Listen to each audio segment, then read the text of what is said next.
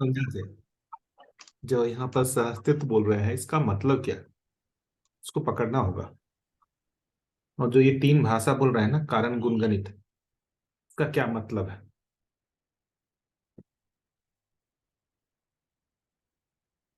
जैसे सिंपल सा एक ये कर लेते हैं। मतलब ग्रेविटेशन के नियम है ना, उसको तो अभी अपन सभी लोग जानते ही हैं,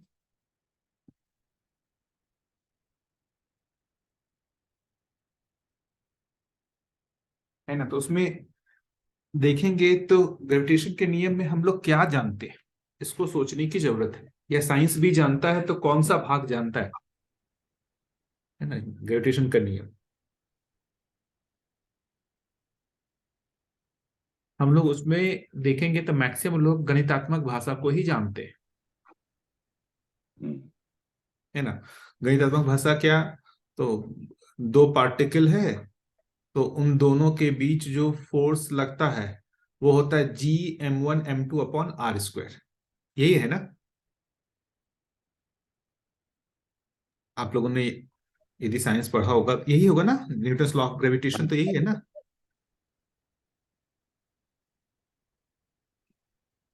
ये हाँ गणितात्मक भैया भाषा यही है। यही है।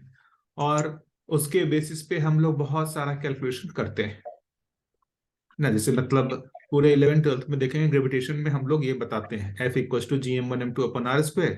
और उसमें बहुत सारा कैलकुलेशन करके बताते हैं कि एक पार्टिकल यहाँ है, दूसरा पार्टिकल यहाँ है, तीसरा पार्टिकल यहाँ है, चौथा पार्टिकल यहाँ है, तो कैसे मूवमेंट करेगा, क्या स्पीड होगा, क्या नहीं होगा, कैसा उसका ऑर्बिट होगा, ये सारा कुछ डिटेल हम लोग बताते हैं। ये सब आएगा कहाँ आएगा, गणितात्मक भाषा में ही आएगा। आप लोगों में से किसी ने भी मतलब यदि साइंस को अच्छे से पढ़ा हो या, तो वहां देखेंगे ज्यादातर सिर्फ गणितात्मक भाषा का ही प्रयोग होता है,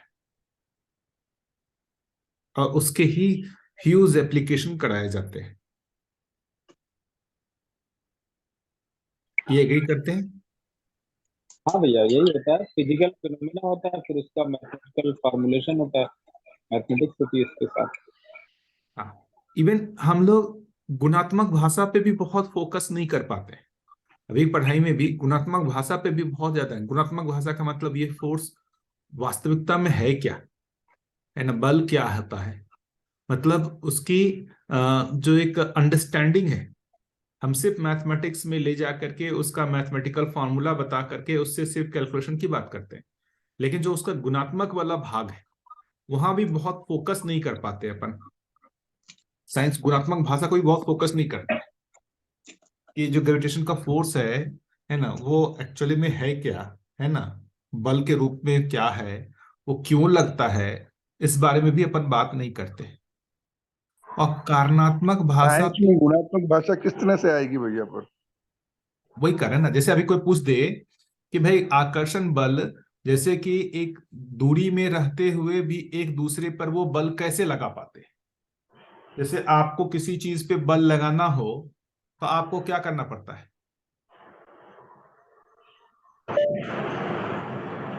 आपको उसको स्पर्श करना पड़ता है ना, या बिना स्पर्श किए आप उस पे बल लगा पाते हैं?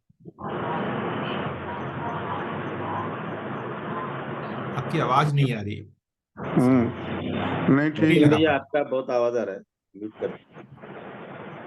तो आपको यदि किसी वस्तु पे बल लगाना हो आप तो नहीं लगा पाते बिना उसको स्पर्श किए। तो जो दो पार्टिकल हैं वो एक दूसरे को कैसे प्रभावित कर रहे हैं,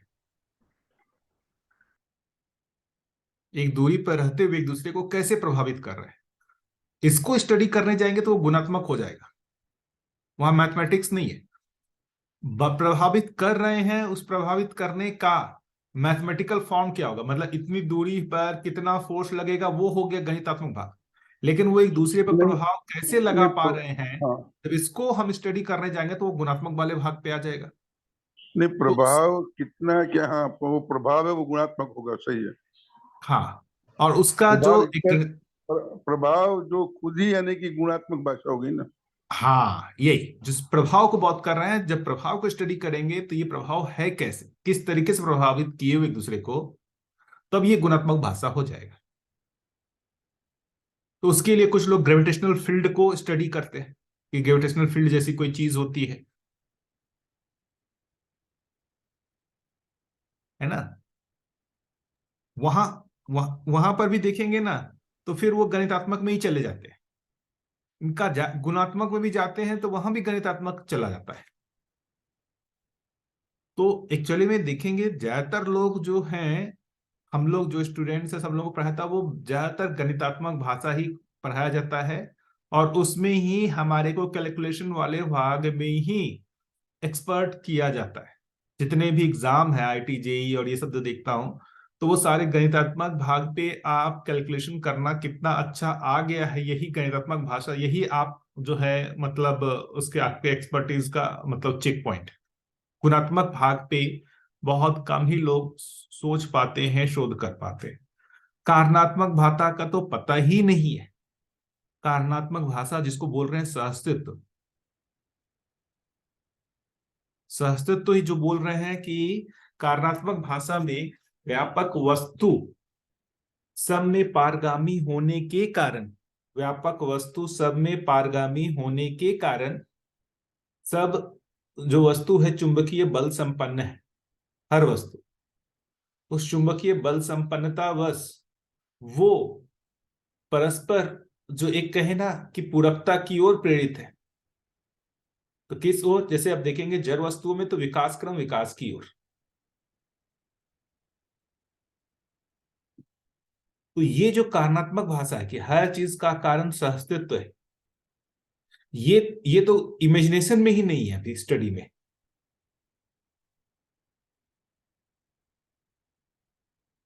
ये एकदम नहीं। गुणात्मक भाषा पे तो कुछ साइंस फोकस कर भी पाता है, बहुत ज्यादा नहीं कर पाता, लेकिन उसको टच तो करता है। कारणात्मक भाषा है ही नहीं।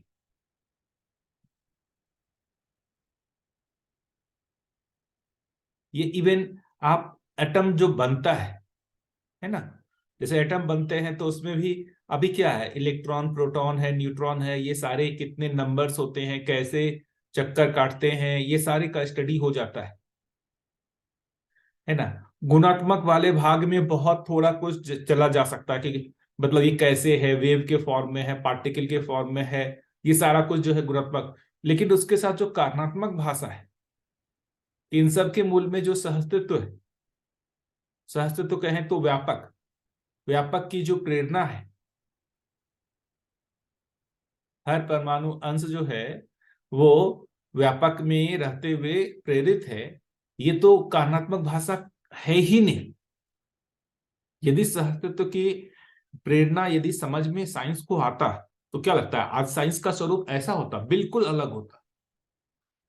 एक परमाणु में यदि कारणात्मक भाषा ये सहअस्तित्व पकड़ में आ जाता, परमाणु से जो परमाणु से अणु बन रहे हैं, अणुरचित पिंड बन रहे हैं, वो सहअस्तित्व यदि हर जगह पकड़ में आता, तो ऐसा जो अभी समाज में दिख रहा है अनिश्चितता, और जो वो कहें कि एक तरीके से जो भय का माहौल है वो रहता ही नहीं। ये तो साइंस ये हो जाता कि हर जगह ही सहअस्तित्व जो है यदि प्रभावी है, तो मनुष्य में भी सहअस्तित्व प्रभावी होना चाहिए। इसका दृष्टिकोण बदलता है कि मनुष्य में भी सहअस्तित्व प्रभावी होना चाहिए, और इसका सहअस्तित्व का स्वरूप क्या होगा इस ओर ध्यान जाता है। तो कारणात्मक भाषा तो पूरा ही मिसिंग है साइंस में। मैक्सिमम गणितात्मक भाषा, उसका आंशिक रूप में गुणात्मक भाषा है।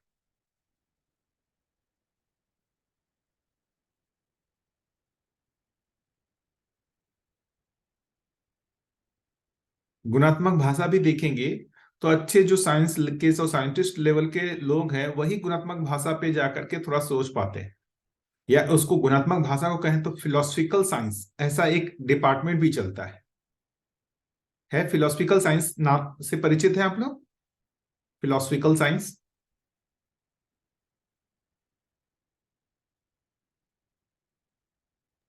साइंस में भी देखेंगे तो फिलोसफिकल साइंस है, कोई जानते हैं इस बारे में? नहीं भैया, बताइए। किसी वही को ज्यादा। फिलोसफिकल साइंस जो है वो गुणात्मक भाषा को टच करता है। वहां गणितात्मक भाषा से आगे उसको उसके गुणात्मक रूप में उसको समझने के लिए प्रयास करते हैं।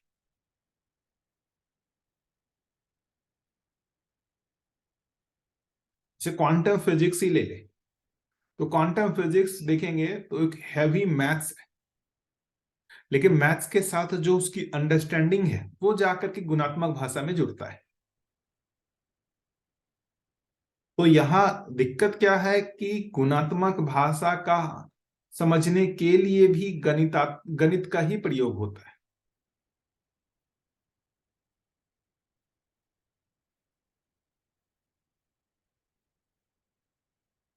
है ना। क्योंकि ज्यादातर जो भाग है साइंस का समझने का वो इंद्रियों के माध्यम से, और बाबा जी ने लिखा है इंद्रियों के माध्यम से वो बहुत गुणात्मक भाषा तो देखते नहीं, अब गणितात्मक भाषा का भी जो देखेंगे आंशिक भाग ही पता चलता है।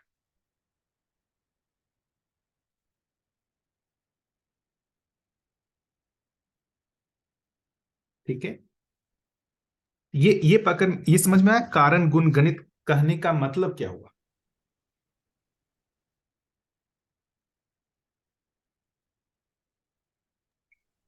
भैया आपने ये कहा भी कि अभी जो वर्तमान में जो विज्ञान है वो गुणात्मक भाषा को भी मतलब गणित से ही पकड़ने की कोशिश करते हैं।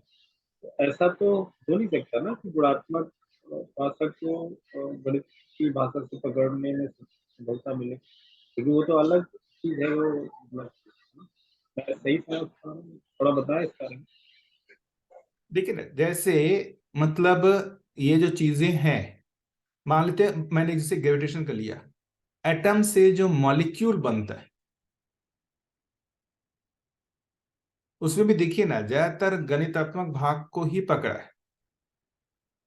एटम से मॉलिक्यूल बनते हैं तो कैसे ऑक्टेट रूल पहले लाया, है ना, कि बाहरी जो ऑर्बिट होते हैं उसमें 8 होते हैं तो वो स्टेबल हो जाता है। तो जो भी शेयरिंग हो रही है, नाइट्रोजन के साथ हाइड्रोजन को बनाना है तो NH3 बनता है, ऑक्सीजन के साथ हाइड्रोजन बनाना है तो H2O बनता है, कार्बन के साथ हाइड्रोजन को करना हो तो CH4 बनता है। तो ये एक कार्बन के साथ 4 हाइड्रोजन ही क्यों, मतलब वो जुड़ करके बनाते हैं मॉलिक्यूल।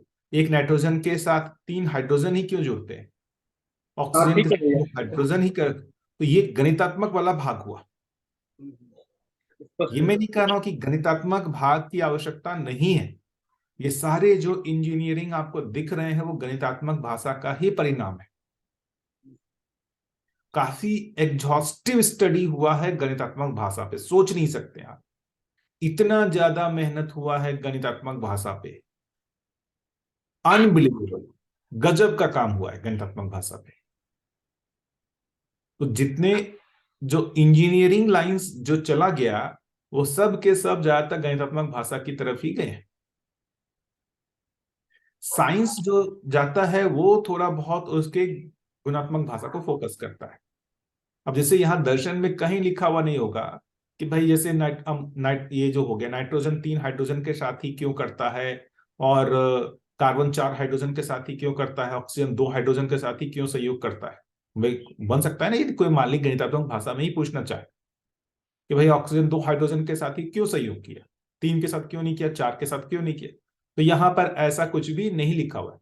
अब यहां पर जो भी देखेंगे ना सब क्या है, सबका कारण सहअस्तित्व है।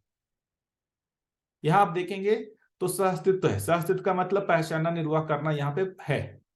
कैसे, तो ऑक्सीजन हाइड्रोजन दोनों ही व्यापक में संपृक्त हैं, दोनों ही ऊर्जा संपन्न है ना।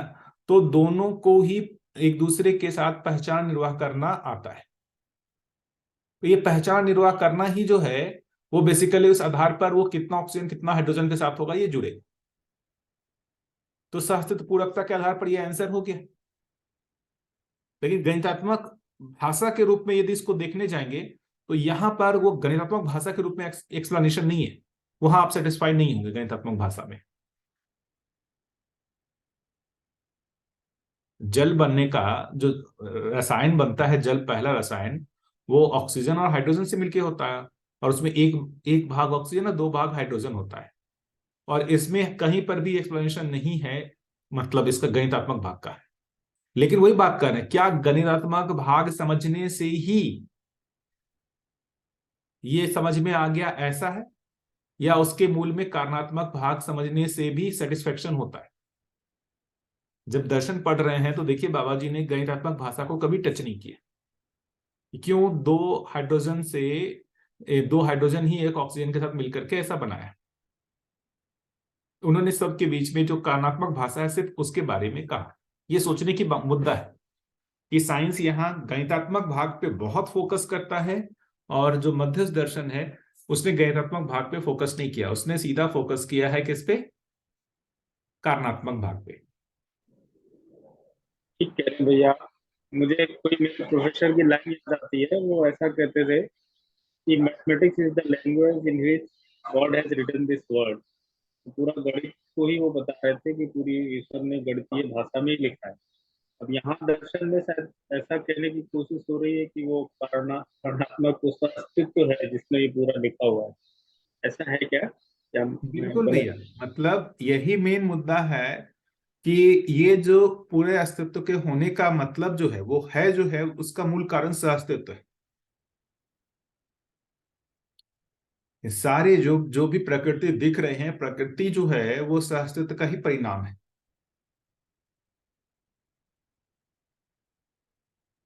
सहअस्तित्व के कारण ही जो है परमाणु, अंश से परमाणु, परमाणु से अणु, अणु से अनुचित पिंड, फिर वहां से पूरा देखेंगे तो ये रचनाओं में विकास क्रम दिख रहा है। सादा पदार्थ अवस्था, प्राण अवस्था, जीव अवस्था, ज्ञान अवस्था, ये सब जो है वो देखेंगे तो सहअस्तित्व का ही प्रकटन है।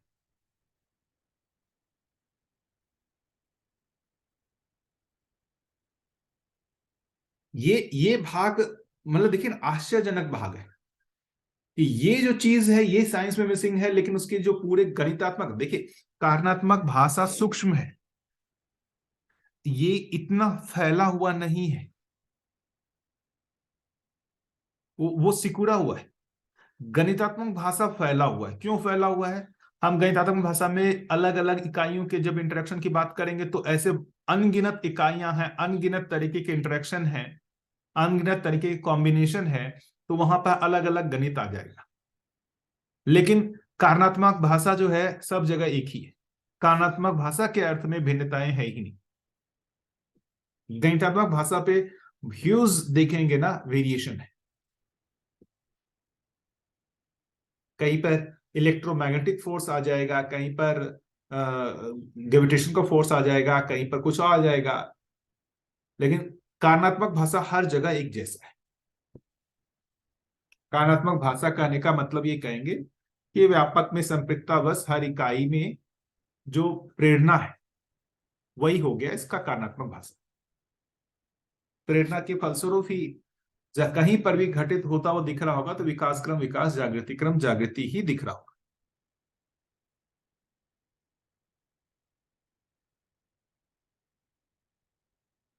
जिसको बाबा जी अभी जो बोल रहे थे विजय भैया कि ये प्रकृति होने का जो मूल कारण है सहअस्तित्व ही है।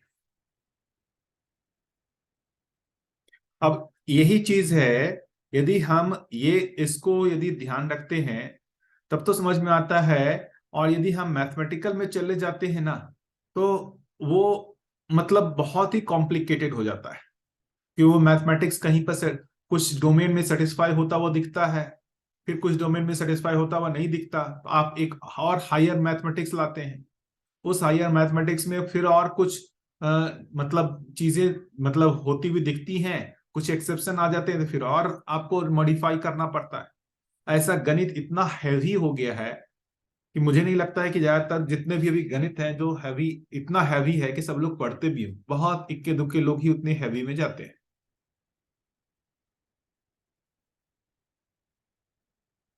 यदि साइंस को समझना है किसी को तो उसको बहुत, एक कहना कि ह्यूज मैथमेटिक्स पढ़ना पड़ेगा। साइंस समझने का भी मतलब उसके गणितीय भाग को समझना होता। ये सारा जितना कैलकुलस और सब जो है सब मैथमेटिक्स बेस्ड है।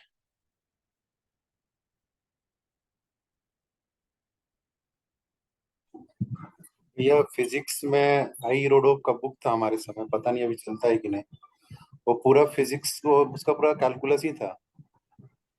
है ना भैया? बिल्कुल वही हम लोग के समय तक भी चलता रहा। वो पूरा का पूरा देखेंगे तो एकदम पूरा मैथमेटिक्स ही है। पूरा डिफरेंशियल इक्वेशन डबल का था, और इतना हेवी हेवी कैलकुलेशन होते थे कि 2-3 पेज लग जाता था एक एक को बनाने में। बिल्कुल। तो मैं वही कह रहा हूं कि अभी हम देखिए, जो जब भी किसी नियम को पहचानने की बात कर रहे हैं, है ना, किसी घटना को पहचानने की बात कर रहे हैं, तो वहां पर तीनों लागू होगा, कारण गुण गणित।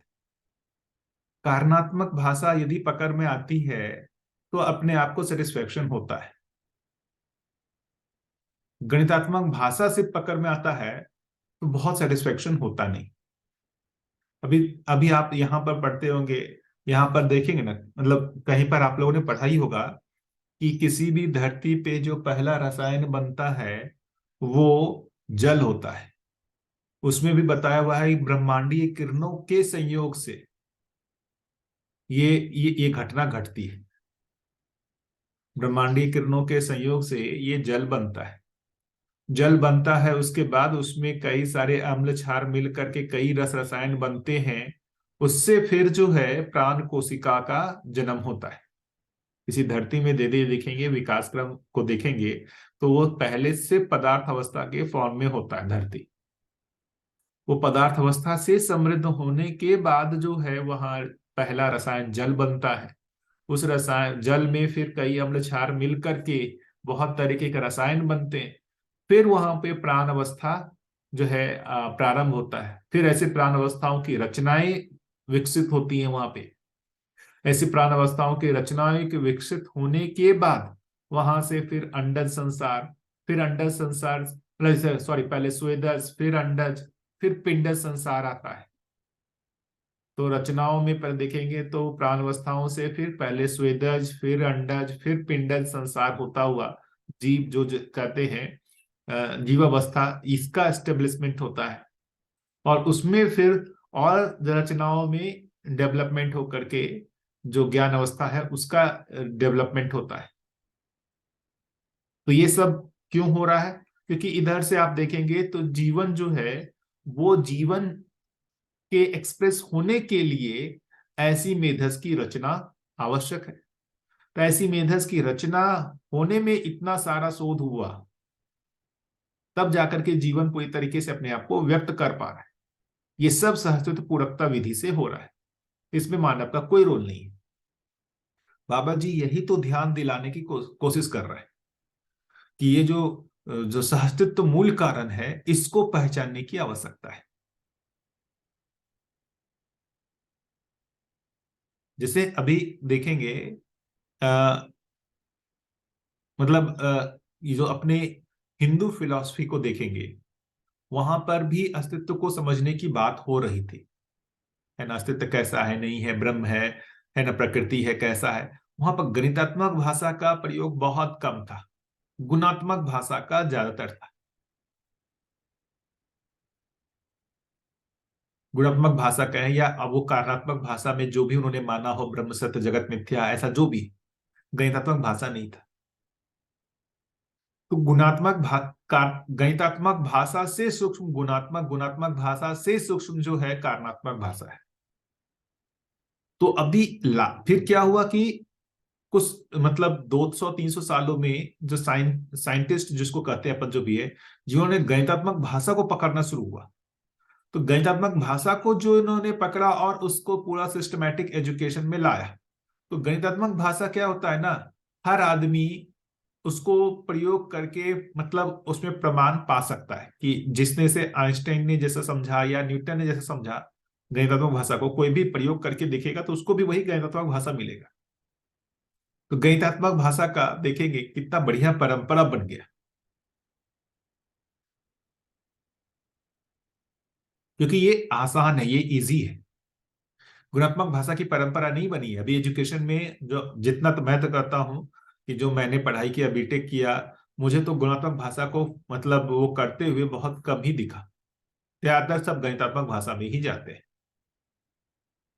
कारणात्मक भाषा तो है ही नहीं। तो इस ओर यदि साइंस का ध्यान जाता है ना, तो एक बड़ी उपलब्धि हो सकती है, जो बार बार बाबा जी मतलब ध्यान दिलाने की कोशिश कर रहे हैं कि परमाणु स्वयं में देखेंगे एक मतलब एक अच्छी व्यवस्थित रचना है। उसका भी आधार देखेंगे तो सहअस्तित्व ही है। तो परमाणु अंश जो है वो सहअस्तित्व के कारण ही जो है परमाणु बना रहे हैं। परमाणु से अणु बनने का भी कारण सहअस्तित्व ही है। तो यदि ये सहअस्तित्व को हम पहचान सकते हैं वहां पर, तो अब हम मानव फिर ये भी सोच सकता है कि भाई जब सहअस्तित्व का नियम हर जगह ही लागू हो रहा, हर जगह सहअस्तित्व प्रभावी है उसका नियम, तो मानव के संदर्भ में सहअस्तित्व का नियम प्रभावी होने का क्या कारण, मतलब क्या मतलब होगा, इस ओर मानव का ध्यान जा सकता है। बाकी गणितात्मक भाषा तो जो सब लोगों ने किया हुआ है उसमें कोई मॉडिफिकेशन की जरूरत ही नहीं है, वो तो है ही ठीक। साइंस गलत है ऐसा नहीं कहा जा रहा है, इनकम्प्लीट है ये कहा जा रहा है।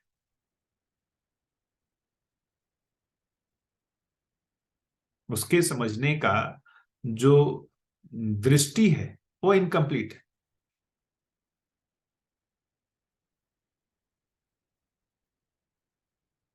ठीक है।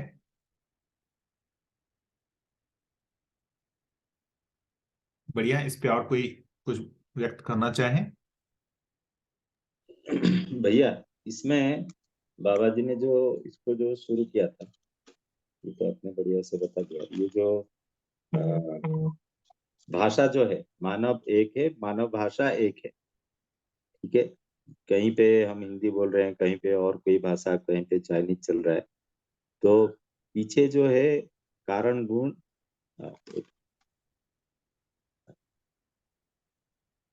हाँ, पीछे जो है भाषा के पीछे कारण गुण गणित है। तो कोई भी भाषा कारण गुण गणित के रूप में मानव भाषा एक है।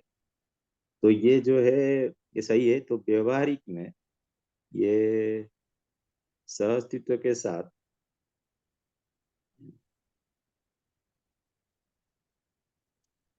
हाँ, तो हम इसको कैसे जोड़ेंगे भैया, ये थोड़ा मेरा रह जाता है। हर व्यक्ति सहअस्तित्व को समझ सकता है, मतलब व्यवहारिक में ये कैसे कैसे करेंगे भैया? क्या चीज में भैया, व्यवहारिक में भाषा भाषा मतलब? के पीछे, तो भाषा के पीछे बाबा जी बोल रहे हैं कि कारण गुण गणित है। कोई भी भाषा हो, दुनिया में कोई भी भाषा हो, पीछे जो है कारण गुण गणित है। और फिर बोल रहे हैं कि समाधान होगा तो सहअस्तित्व के आधार पर होगा। हर व्यक्ति सहअस्तित्व को समझ सकता है, हर व्यक्ति समाधानित हो सकता है। देखिए भैया, मतलब जो भाषा की बात कर रहे हैं ना, तो अभी हम लोग जो देखते हैं कि बहुत सारी भाषाएं, हिंदी है, इंग्लिश है ना, जापानीज है, चाइनीज है, ये मतलब ये एक अलग चीज है। बाबा जी जो कारण गुण गणित जो भाषा बोल रहे हैं वो अलग चीज है। चाहे देखिए चाइनीज में अच्छा पढ़े अच्छा, ठीक है। या इंग्लिश में पढ़े या हिंदी में पढ़े, जब न्यूटन्स लॉ ऑफ ग्रेविटेशन को हम समझने जाएंगे, ग्रेविटेशन को समझने जाएंगे, सब एक ही तरीके से समझते हैं ना, है ना। वो अपनी लैंग्वेज में जो भी गणितात्मक भाषा करते हो, हम अपनी लैंग्वेज जो हम उसको पकड़ने जा रहे हैं, चाहे जो हम एटम्स को समझने जा रहे हैं, मॉलिक्यूल्स को समझने जा रहे हैं, कोई फोर्स को समझने जा रहे हैं, तो वहां पर जो देखने का जो दृष्टि है नेचर को, वो चाहे आप किसी भी जगह पे हो, किसी भी लैंग्वेज को यूज कर रहे हो, है तो वही ना दृष्टि। उस अर्थ में देखेंगे तो ये जो जो भाषा बोल रहे हैं वो एक चीज है, मतलब प्रकृति को देखने के लिए जो आप दृष्टि का प्रयोग कर रहे हैं, उस अर्थ में इसको भाषा को बोल रहे हैं, कारण गुण गणित को। तो गणितीय भाषा सबकी एक बहुत बढ़िया भैया। ठीक है भैया। है ना, उस अर्थ में इसको बोल रहे हैं, ये गणितीय भाषा सबका एक है।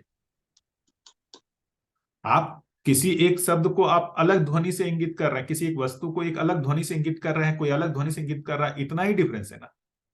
लेकिन उसको जो देखने की दृष्टि है वो तो सब में एक है। तो जैसे अभी देखेंगे कि भाई पूरी तरीके से प्रकृति को कौन, मतलब कैसा प्रकृति है ना, चाहे अमेरिका में हो या यहाँ पे हो या किसी भी लैंग्वेज में कोई पढ़ रहे हो, वो जो नेचर को स्टडी कर रहे हैं वो तो एक ही जैसा स्टडी कर रहे हैं।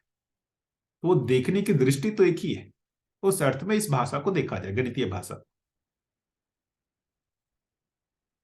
तो कारण गुण गणित के अर्थ में भाषा सेम है, इस अर्थ में कहा जाए।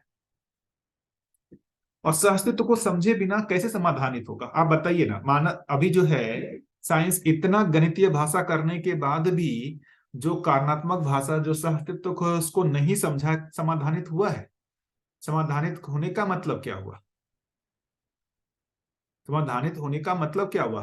भाई उसका जो परिणाम होना चाहिए, समाधान समृद्धि जिसको कहते हैं, सुख शांति होना चाहिए, कहाँ हो रहा है गणितीय भाषा पे इतना स्टडी होने के बाद भी? क्योंकि उसके मूल में सहअस्तित्व को नहीं पहचाना है। सहअस्तित्व को पहचाने बिना वो कैसे ये स्वयं में निर्धारित करेगा कि मेरा जो है शेष प्रकृति के साथ, मेरा दूसरे व्यक्ति के साथ और शेष प्रकृति के साथ क्या पूरकता है, इसकी पहचान ही नहीं हो सकती। पहचान नहीं हो सकती तो समाधानित कैसे होगा? समाधान होने का मतलब मैं जो अपने सराउंडिंग है उसके साथ मैं कैसे सहअस्तित्व पूरकता को प्रमाणित करूं। तो पूरकता को प्रमाणित करने के लिए पूरकता समझ में आना पड़ेगा। पूरकता समझ में आना मतलब सहअस्तित्व समझ में आना। तो सहअस्तित्व समझ में आए बिना समाधानित तो हो ही नहीं सकता। समाधानित होने का ही मतलब है कि हर स्थिति परिस्थिति में मेरा अपना भागीदारी क्या है।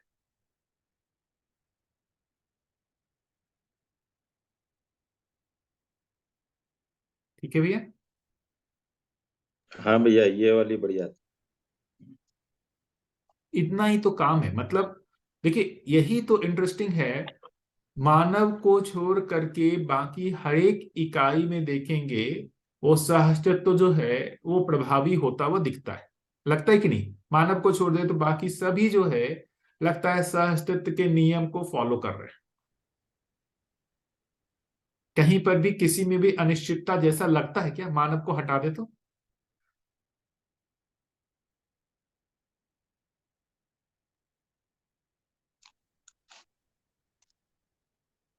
मानव को हटा करके जितनी भी और इकाइयां हैं उसको यदि देखे, क्या वहां पर ये सहअस्तित्व पूरकता जो है वो दिखाई पड़ता है क्या?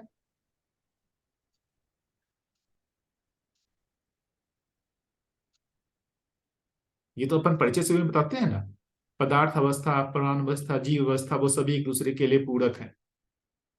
नहीं भैया, वो सारे ही व्यवस्थित हैं, केवल मानव अव्यवस्थित है। मानव व्यवस्थित नहीं। तो यही तो एक मुद्दा है मानव के सोचने के लिए, कि उसको हटा करके बाकी सारी जगह जब ये यूनिवर्सल जो नियम है वो दिखता है, तो यार उस यूनिवर्सल नियम में तो मानव को भी इंक्लूड किया जा सकता है। मतलब जो एक कहते हैं यूनिफाइड थ्योरी, साइंस भी सोच रहा है एक ऐसी थ्योरी जिससे हर चीज एक्सप्लेन होता हो। वो थ्योरी क्या है? सहअस्तित्व ही वो थ्योरी है जिससे हर चीज एक्सप्लेन होता है। साइंस जो है एक यूनिफाइड थ्योरी की तरफ जो है खोजने में लगा हुआ है, एक ऐसी थ्योरी जिससे हर चीज एक्सप्लेन होता हो। बाबा जी उस यूनिफाइड थ्योरी के बारे में बता रहे हैं। वो यूनिफाइड थ्योरी सहअस्तित्व ही है। आप देखिए ना, मतलब हम सभी लोग बिना उस लेवल के अनुभव किए हुए भी हर चीज को एक्सप्लेन कर पाते हैं। कैसे? सहअस्तित्व के आधार पर। क्योंकि वो एक यूनिफाइड लॉ के रूप में सब जगह काम कर रहा है। सहअस्तित्व सब जगह प्रभावी है, नित्य प्रभावी है। मेरे हाँ लिए भैया, जी हाँ, जी, आप बोले। बोलिए बोलिए भैया। मैं सिर्फ ये कह रहा था कि मेरे लिए इस दर्शन में सबसे बड़ा अट्रैक्शन ही यही है कि कैसे कोई एक ही बात हर डायमेंशन में लागू हो जाती है। ये मेरे लिए बड़ा आश्चर्य की बात है। मतलब आप उससे आप मतलब लाइफ को भी देख रहे हैं, साइकोलॉजी भी देख रहे हैं, राजनीति भी देख रहे हैं, हर डायमेंशन में, मेरे जीवन की हर डायमेंशन में यही बात कैसे लागू हो रही है। तो इसी से लगता है कि ये जरूर यही यही ज्ञान होगा। ऐसा मेरे को लगता है। मतलब आगे पता नहीं, बट अभी का यही है। तो मेरे लिए बहुत आश्चर्य था कि एक ही बात सब जगह कैसे लागू हो सकती है। तो वो बिल्कुल आप जो कह रहे हैं उसी कॉन्टेक्स्ट में बोल रहा हूँ मैं जी। बिल्कुल, इसी आधार पर तो कह रहे हैं ना कि सर्वतोमुखी समाधान। अब जिस भी दिशा में देखेंगे उस दिशा में ही समाधान दिखता है। अब राजनीति में देखें, है ना, भौतिकता में देखें, व्यवहारिकता में देखें, जिस भी दिशा में देखेंगे हर दिशा में ही समाधान दिखता है। इसी अर्थ में तो कहते हैं सर्वतोमुखी समाधान। आप जिस दिशा में आप देखना चाहेंगे हर दिशा में समाधान दिखता है।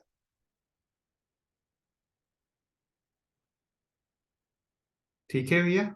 अभी तक जो डिस्कशन हुआ उसमें आप लोग में से कोई भी सोचे हो, कुछ बताना चाहते हो, कुछ व्यक्त होना चाहते हो, बता सकते हैं।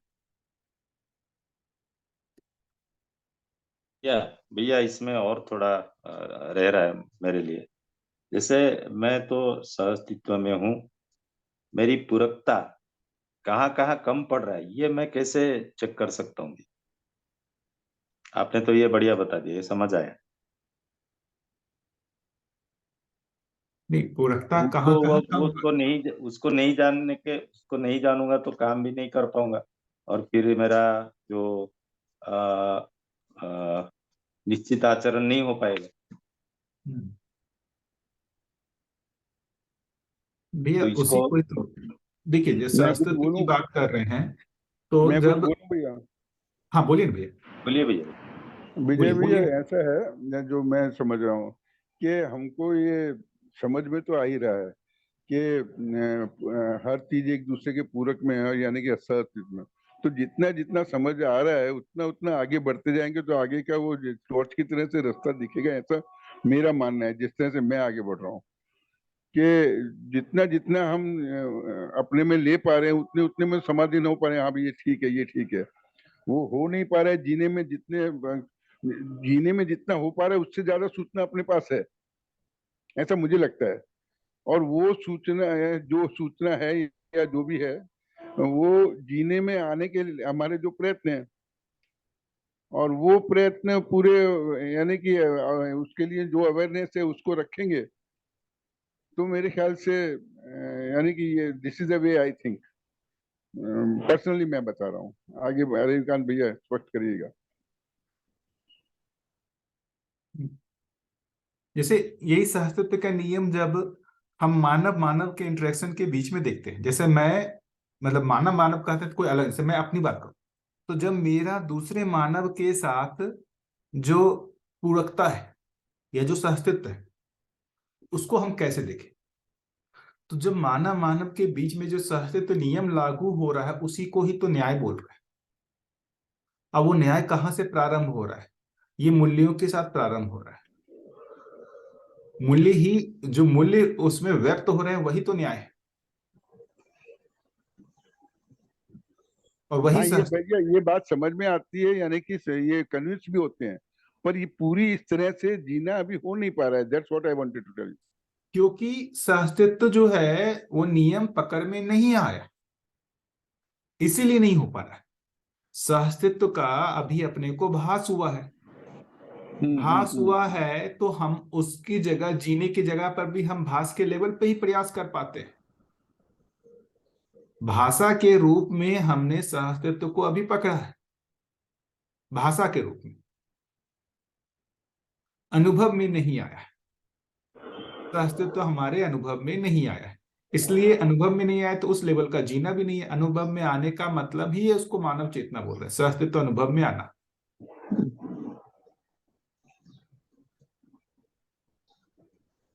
तो अभी सहअस्तित्व का भास हो रहा है, तो भास के लेवल पर हम जो है कुछ अभ्यास भी कर रहे हैं, उस लेवल का ही हमसे जीना बन रहा है। ऐसा पढ़ लेने मात्र से सहअस्तित्व नित्य प्रभावी ये सारा कुछ है, क्या वो हमारे जीने में आ गया? नहीं आया, क्योंकि सहअस्तित्व का नियम अभी जब भी हम बोल रहे हैं वो मात्र भास हुआ है, उसका अनुभव नहीं हुआ है। तो जो मानव मानव के, यही तो पहचानने की बात हो रही है कि मानव मानव के बीच में सहअस्तित्व के नियम को देखेंगे तो वो कैसे दिखेगा। वो दिखेगा किस रूप में? वो न्याय के रूप में दिखेगा। फिर न्याय को और खोलने जाएंगे तो न्याय का मतलब क्या हुआ कि इस किसी भी व्यक्ति के साथ पर्टिकुलर जो भी संबंध है, उस संबंध में क्या क्या मूल्य हैं, इन मूल्यों की पहचान हो पाना, उसका निर्वाह हो पाना, यही न्याय है। और जब हम ऐसा करने लग जाते हैं तो वही हमारा स्वभाव हो जाता है, जिसको अपन धीरता वीरता उदारता कर रहे हैं, और आगे दया कृपा करुणा कर रहे हैं। जब सहअस्तित्व के नियम को समझ करके हम जीने लगते हैं तो ये हमारा स्वभाव हो जाता है। अभी कहाँ हुआ है स्वभाव हमारा? स्वभाव वो कैसे होगा? स्व का भाव, मतलब वो नियम का पकड़ में आ गया, तब वो हम जो व्यक्त हो रहे हैं वही हमारा स्वभाव है। पकड़ में नहीं आया इसलिए स्वभाव भी नहीं हो रहा है वैसा। इसी को तो बार बार बात कर रहे हैं, जो यहाँ अभ्यास की बात कर रहे हैं। व्यवहार अभ्यास का मतलब यही, इस नियम को पकड़ करके ही उसका अभ्यास करना, इसी की ही तो बात कर रहे हैं, व्यवहार अभ्यास। यहाँ देखेंगे ना, जो अभ्यास की बात है ना, चिंतनाभ्यास, व्यवहाराभ्यास, कर्माभ्यास, जो यहाँ पे व्यवहार अभ्यास बोल रहे हैं वो यही कर रहे हैं। यदि आपको सहअस्तित्व का भास आभास हो रहा है तो किसी भी मतलब व्यक्ति के साथ जब आप देख रहे हैं तो वहां पर आपको ये सहअस्तित्व समझ में आ रहा है या नहीं आ रहा है, सहअस्तित्व ध्यान में है या नहीं है कि ये नियम यहां पर भी लागू होता है।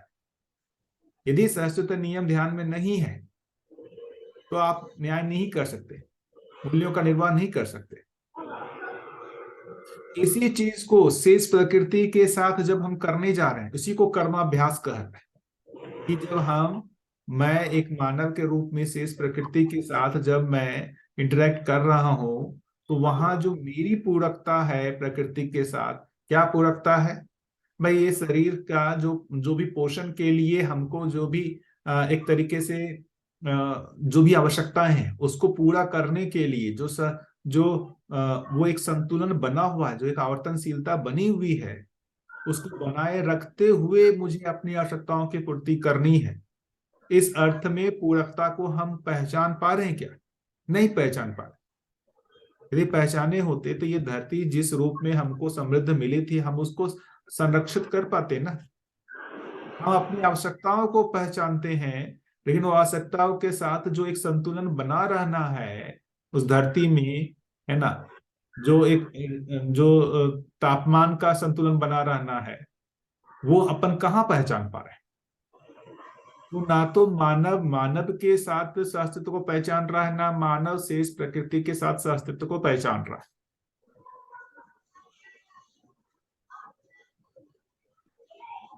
कुल मिला के आप करेंगे क्या?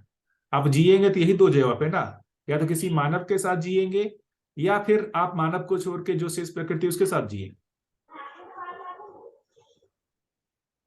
तो आप जैसे मानव को छोड़ के दूसरे जीव जानवर, मिट्टी, पानी, हवा, पेड़ पौधे, इनके साथ जिएंगे तो वहां पर आप पूरकता किस रूप में बनाए रखेंगे कि भाई वो जो है उसका जो भी आवर्तनशीलता है, जो संतुलन है वो बना रहे। ये हमारा कहाँ है ध्यान?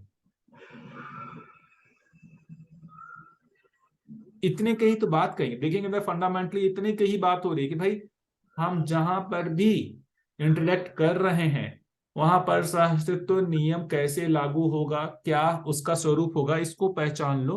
इतने को ही काम है, उतने को पहचान के उसका निर्वाह करो, यही हमारा जीना। इससे ज्यादा करने का कोई भी मतलब है नहीं इसको।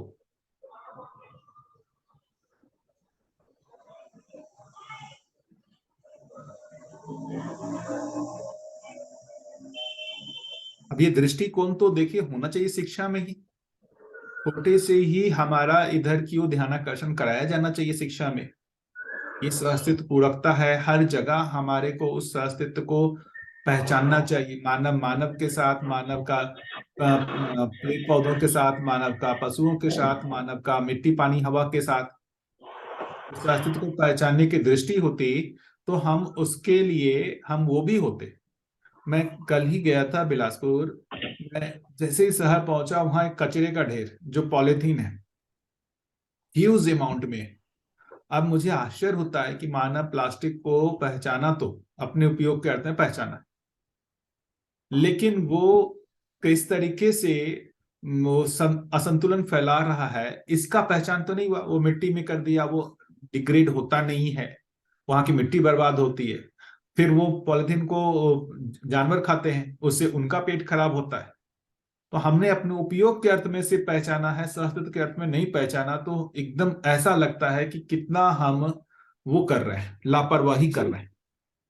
मात्र एक प्लास्टिक, छोटा सा एग्जांपल लेता हूं कि प्लास्टिक के कारण इतना मेरे को असंतुलन दिखता है कि किस तरीके से धरती जो है उसके कारण जो है बर्बाद हो रही है, पॉल्यूटेड हो रही है।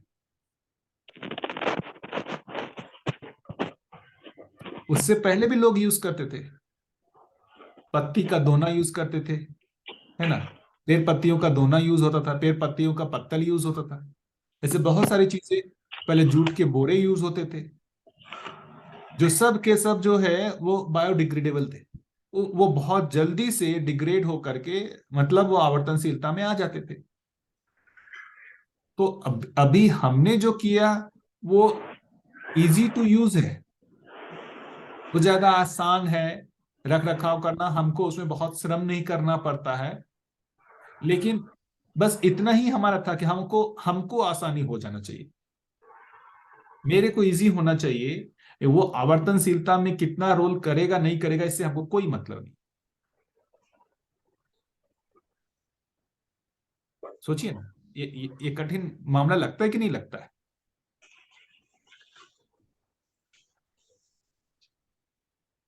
पीने के पानी को ही बात करें, कितना दूषित कर दिए हैं पीने के पानी को, है ना। जो सतही वाटर है वो तो कहीं पीने लायक बचा नहीं। मतलब ज्यादातर जगह पहले जो है, जहां पर भी जैसे गंगा है या कहाँ पे है, वो गंगा पानी को वो सब लोग यूज करते थे पहले। अब कहीं का पानी यूज करने लायक नहीं है। तालाबों का, मैं अपनी छोटे की बात बताऊं तो मैं अपने छोटे तक में मतलब इसका यूज किया हूं, कुएं का पानी। अब कुएं का पानी कहीं भी यूज करने लायक नहीं, इतना गंदगी हो गई। तो हम कहाँ चले गए कि सतही वाटर को गंदा कर दिया, तो अब हम अंदर चले गए, धरती के अंदर, क्योंकि ये पॉल्यूशन तो धरती के सतह पर है। तो धरती के सतह पे पॉल्यूशन है, तो हम धरती के अंदर चले गए, वहां पर पॉल्यूशन नहीं होगा। उससे भी मन नहीं भरा तो पहले गंदा किए, फिर औरो लगाया। हर घर में औरो देखेंगे, मुझे लगता है 20 साल पुराना है ये। 20 साल पहले आप लोग बताएं कि कितने लोगों ने औरो देखा था अपने घर में? कोई है 20 साल पहले जिन्होंने औरो देखा होगा, वाटर प्यूरिफायर अपने घर में लगा हुआ? कितने लोगों के घर में 20 साल पहले वाटर प्यूरिफायर लगा हुआ था? नहीं था भैया। डायरेक्ट नल से पीते थे भैया कहीं पे। क्या सभी लोग बताइए, इसमें एक बहुत गंभीर मुद्दा मुझे ये लगता है। नहीं था भैया, हम तो नल के पानी से डायरेक्ट पीते थे। बाकी लोग, सभी लोग एग्री करते हैं क्या? हाँ हाँ भैया, बिल्कुल एग्री करते हैं। मतलब ये बताइए ना, किस लेवल का अपने को सोचना चाहिए ना। 20 साल में इतना 1000 साल का ये धरती का इतिहास, 1000 का लाखों साल का धरती का इतिहास है, और 20 साल में ऐसा क्या हो गया कि यार हम मतलब हर घर में हम बिना इसके पानी ही नहीं पी सकते, बिना वाटर प्यूरिफायर के। अब हर घर में होगा क्या? क्या हर घर में वाटर प्यूरिफायर है? अच्छा, जितने हम लोग हैं यहाँ पर, कम से कम इन सभी लोगों के पास है क्या वाटर प्यूरिफायर? हाँ भैया। हाँ भैया। कितना हमने डिफरेंस कर लिया। क्यों भाई? हमारे को सिर्फ पहचान, भाई हमको उपयोग अपना करना है, बाकी ये उपयोग के लिए जो भी सामान आ रहा है धरती से ही, वहां पर भी उसकी आवर्तनशीलता बनी रहे, वहां पर भी उसका संतुलन बना रहे, इसकी ओर हमारा बिल्कुल भी ध्यान नहीं, बिल्कुल ध्यान नहीं।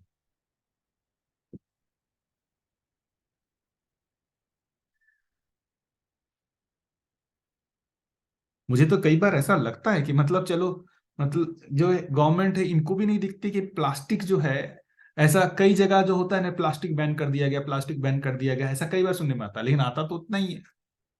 मतलब कैसा, मुझे आश्चर्य होता है कि ये जो प्लास्टिक जिस तरीके से खपत हो रहा है और जिस तरीके से वो दिखने लगा है, मतलब ऐसा लगता है 100 साल बाद क्या दिखेगा, सब जगह ये प्लास्टिक का कचरा ही दिखेगा, ऐसा लगता है।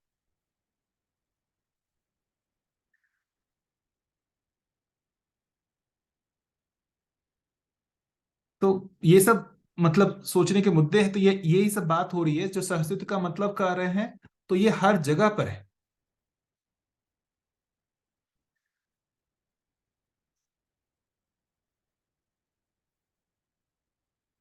ना भैया?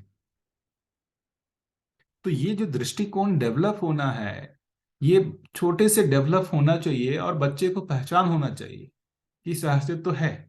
अभी क्या है कि हम ही को पहचान नहीं हुआ है, तो हम बच्चों को भी पहचान नहीं करा पाते। इसकी जगह हम किधर पहचानते कि ज्यादा से ज्यादा भोग करना ही सुख है, और ज्यादा से ज्यादा भोग कैसे किया जाएगा? पैसे से होगा, तो पैसा ही सुख है। इसके लिए पूरा दबाव, है ना, यही काम कर रहा है, हर बच्चों पे दबाव बना रहे हैं। क्या? ज्यादा से ज्यादा पैसा कमा लो, ज्यादा से ज्यादा पैसा कमाओ, ज्यादा से ज्यादा भोग करने को मिलेगा, ज्यादा से ज्यादा भोग करने को मिलेगा, तो वही सुख है। क्योंकि हम जिसको भी विकसित देश मान रहे हैं वो विकसित किस अर्थ में, वो हमसे अच्छा भोग कर पा रहे हैं, है ना। यदि कहेंगे तो इतना ही तो है, वो हमसे अच्छे तरीके से भोग कर पा रहे हैं।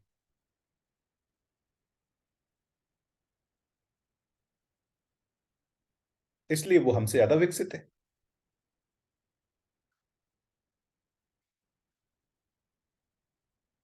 ठीक है भैया, इस मुद्दे पे और कुछ डिस्कशन करना हो या किसी को और कुछ बताना हो?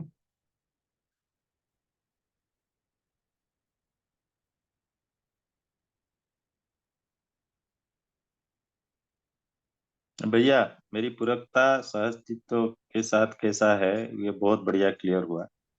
तो मानव के साथ भी ऐसा ही होगा। मानव के साथ जब सहअस्तित्व होगा तो वो 30 मूल्य और 122 आचरण, वही मेरा प्रश्न था कि मैं कैसे सहअस्तित्व, मानव के साथ सहअस्तित्व को निभा सकता हूँ। तो उसमें फिर वो मूल्यों वाला और आचरण वाला बात आ जाती है। तो वो अगर पूरा होता है तो वो सहअस्तित्व भी पूरा होगा। सही बोल रहा हूँ बिल्कुल, भैया? बिल्कुल भैया। और अभी तो मुझे लगता है ना कि पहला जो हम लोग का शुरुआत होगा वो यहीं से होगा। जो भी अपन लोग जीवन विद्या पढ़ रहे हैं, सारा कुछ कर रहे हैं, उसमें पहला शुरुआत तो यही से होगा कि मानव मानव के साथ अस्तित्व को हम पहचान करके उसका निर्वाह कर पा रहे हैं कि नहीं कर पा रहे हैं। चलिए प्रकृति के साथ नहीं भी कर पाए क्योंकि उसमें बहुत सारे अभी दबाव प्रभाव है, लेकिन मानव मानव के बीच में पहचान में आता है तो वहीं से श्रेष्ठता का पहचान होने लगता है। यदि एक व्यक्ति इस अस्तित्व का हर जगह न्याय करता हुआ दिखता है तो हम उसको श्रेष्ठ के रूप में स्वीकारेंगे ही, है ना। इसलिए तो बार बार कह रहे हैं, इसी चीज को ध्यान दिला रहे हैं, मूल्यों की ओर, मूल्यों की ओर।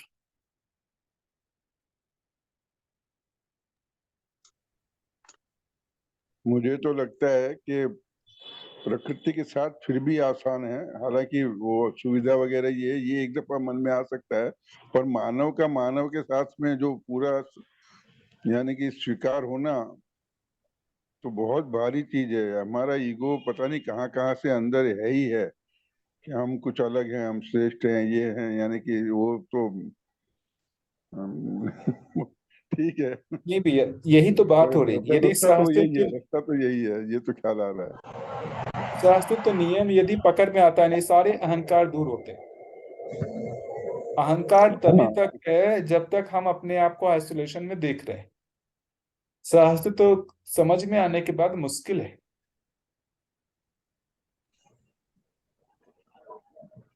सही है।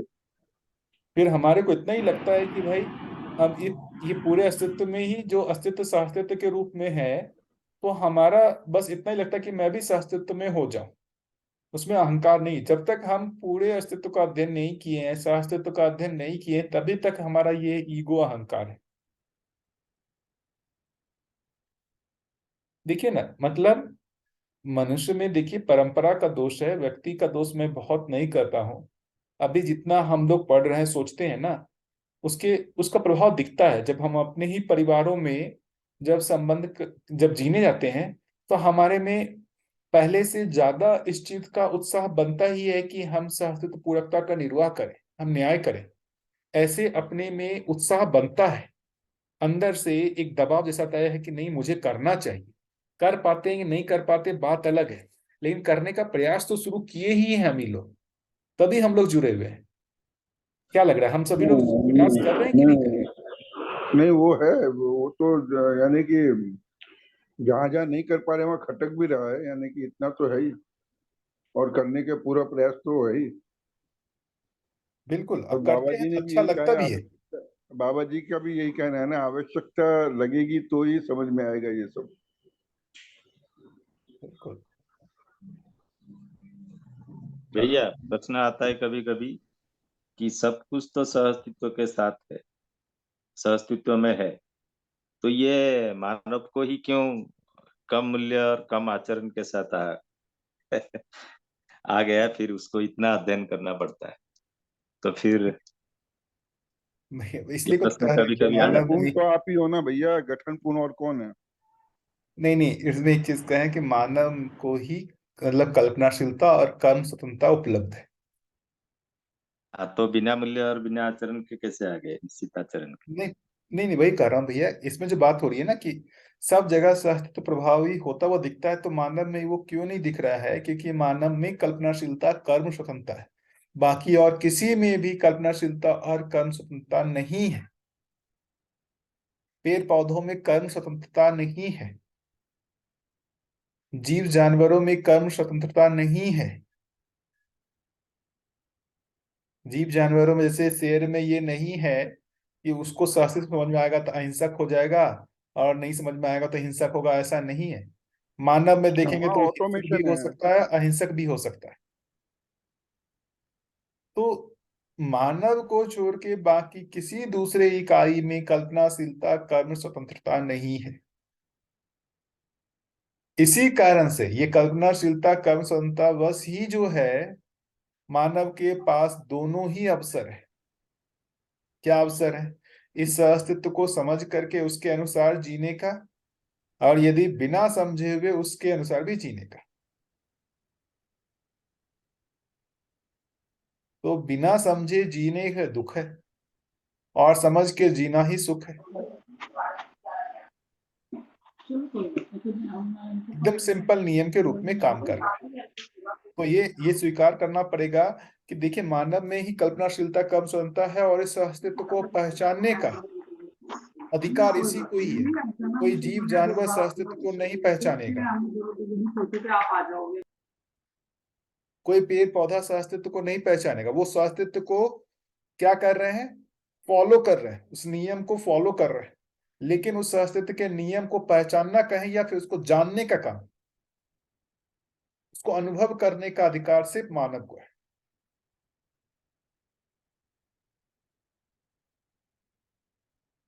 तो कुल मिलाकर के ये कल्पनाशीलता कम स्वतंत्रता को सही दिशा देने का ही तो दर्शन काम कर रहा है। कल्पनाशीलता कम स्वतंत्रता तो है ही, इसकी तृप्ति की बात हो रही है। हाँ भाई। भैया मतलब मानव को कल्पनाशीलता और कर्म स्वतंत्रता तो है, लेकिन साथ में एक सुख दुख का चेक लगा दिया है, क्योंकि वो दुखी होगा है ना, तो उसको फिर ढूंढेगा सुख का रास्ता, तो शायद इस तरफ से समझ के वो सुखी होगा, शायद इसलिए लगा दिया है। बट मैंने एक क्वेश्चन भी पूछा हुआ है उसमें कि जैसे जो बाकी इकाइयां हैं है ना, तो जैसे इसकी मत डरा कर, ये फोन तुम्हारा है। ठीक है? किसी को म्यूट हाँ करना भैया पड़ेगा। बोलिए। जी। कर दे। तो भैया जो बाकी इकाइयां हैं, तो उनको क्या है कि उनको अपनी मतलब जो कैरेक्टरिस्टिक है उसके लिए किसी दूसरे इकाई की आवश्यकता उस तरह से नहीं है। मतलब उनके अंदर वो चीज है, इनर वो इननेटनेस है या इनर्टेड है उनके अंदर। अब मानव के अंदर वो चीज है, लेकिन उसको ज्ञान संपन्न होने के लिए किसी दूसरे ज्ञानी व्यक्ति या गुरु या ज्ञान की आवश्यकता है। मतलब एक दूसरी, जैसे जो मानव है ज्ञान अवस्था की इकाई, उसको किसी दूसरी इकाई की जरूरत है। बाकी इकाइयों के साथ ऐसा नहीं है, उनके अंदर वो स्वयं में वो चीज है। तो ये ऐसा क्यों छोड़ दिया गया? मतलब अगर कल्पनाशीलता और स्वतंत्रता है डिजाइन में, तो वो फिर अंदर से ही आना था, उसके लिए किसी दूसरे की आवश्यकता क्यों पड़ गई? ऐसा एक प्रश्न मैंने डाला भी है ग्रुप में, और अच्छे उत्तर आए भी हैं। थोड़ा सा और ऐड करेंगे तो ठीक रहेगा। नहीं भैया, तो उसको अनुषंगी के रूप में देख सकते हैं कि इसलिए तो कहा गया कि मानव संस्कार अनुषंगी है ना। जानवरों को देखेंगे तो वंशानुषंगी है,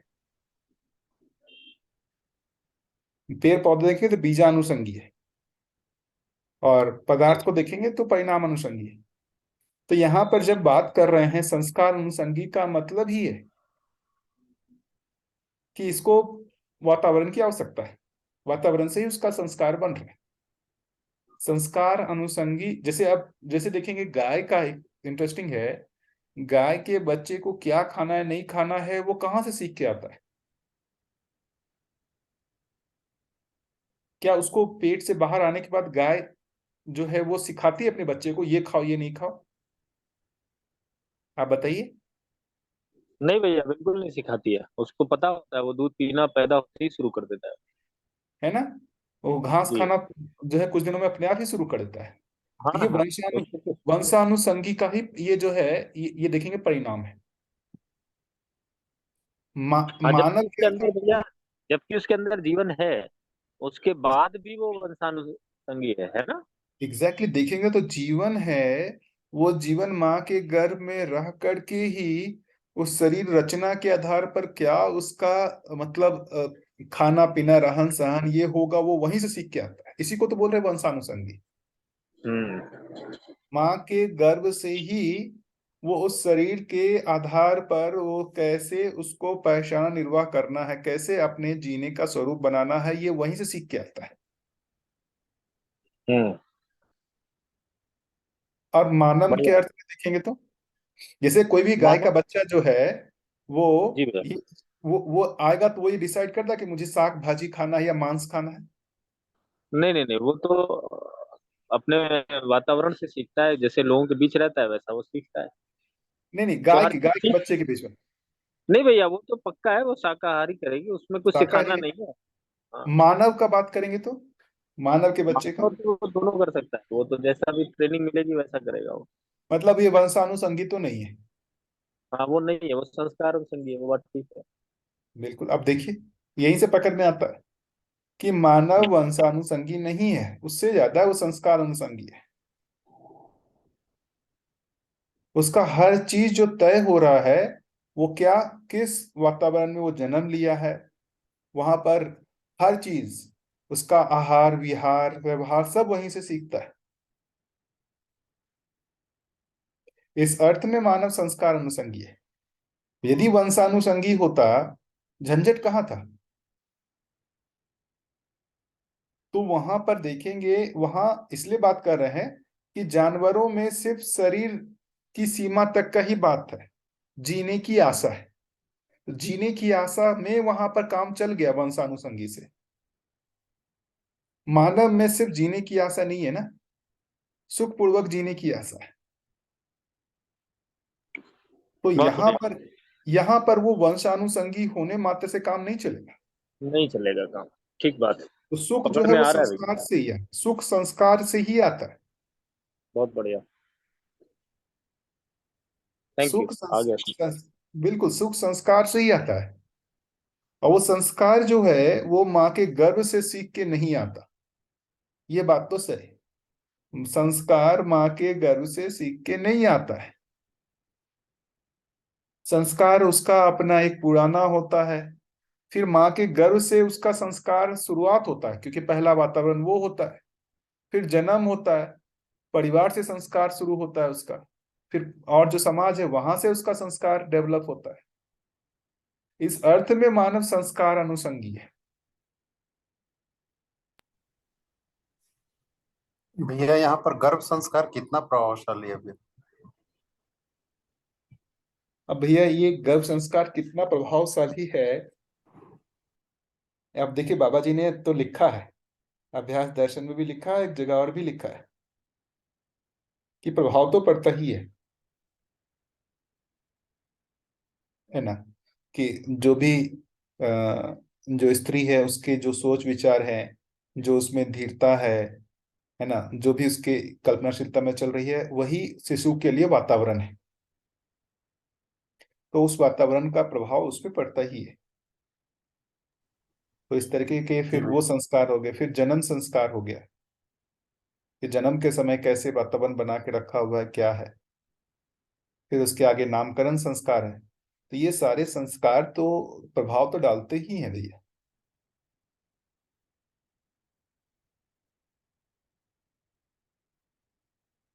है ना। कितना डालता है क्या है ये भैया, ये कैसे कहें, ये मतलब ये क्वांटिटेटिव स्टडी कैसे हो कि कितना उसका रोल ज्यादा है। हाँ लेकिन इन सारे संस्कारों से ज्यादा महत्वपूर्ण जो लगता है, ये शिक्षा संस्कार है वो सबसे ज्यादा महत्वपूर्ण लगता है, जिसका प्रभाव सबसे ज्यादा बच्चे में जाता है। जो शिक्षा की बात कर रहे हैं वो जी। सबसे ज्यादा संस्कार का निर्माण करते हैं,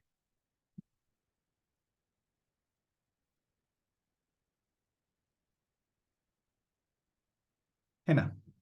अभी जो अपन कर रहे हैं वो शिक्षा वाला ही भाग कर रहे हैं। तो ये सबसे ज्यादा संस्कार का, हर एक का अपना ये है रोल, लेकिन इसका रोल सबसे ज्यादा मुझे लगता है कि जब बच्चा भाषा से फिर जो है वास्तविकता तक पहुंचने की जो बात कर रहा है, जो अपन शिक्षा में कर रहे हैं, उसके अलावा उससे पहले भी देखेंगे ना छोटे से ही परिवारों में कि वहां पर भी संस्कार का मुझे तो बहुत बड़ा लगता है कि 4-5 साल तक ही बच्चे का बन जाता है बहुत बड़ा संस्कार, कि एक दूसरे से कैसे बातचीत करना है, कैसे संबोधन करना है ना। देखेंगे ना हर तरीके का मुझे दिखता है, जैसे मैं देखता हूँ बहुत सारे 4-5 साल के बच्चे हैं कि किस तरीके से एक दूसरे से बात करते हैं। तो 4-5 साल में ही एक दूसरे को गाली रे बे तू करके भी बात करते हैं, और जो दूसरे तरीके के हैं वो बहुत एक परिष्कृत भाषा से बातचीत करते हैं, अच्छे व्यवहार करते हैं। तो बहुत सारा संस्कार तो उसी समय तक ही बन जाता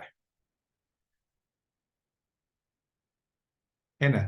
इसलिए तो कहते हैं, जैसे कि मान लीजिए असभ्य समाज और सभ्य समाज में देखेंगे ना, वहां के जाके बच्चे को देखिए कैसा वो बच्चे दिखते हैं। जी भैया, जिस घर में गाली गलौज चलता है तो बचपन से ही बच्चे गाली देना शुरू करते हैं, बचपन से ही घर गाली में नहीं देना, चल। जी भैया। है ना। जिस घर में बचपन से जो है चोरी डकैती का माहौल है, वहां बच्चे बचपन से ही जो है चोरी करने लगते हैं। तो संस्कार तो देखेंगे मानव का कंटिन्यूएशन में ही है।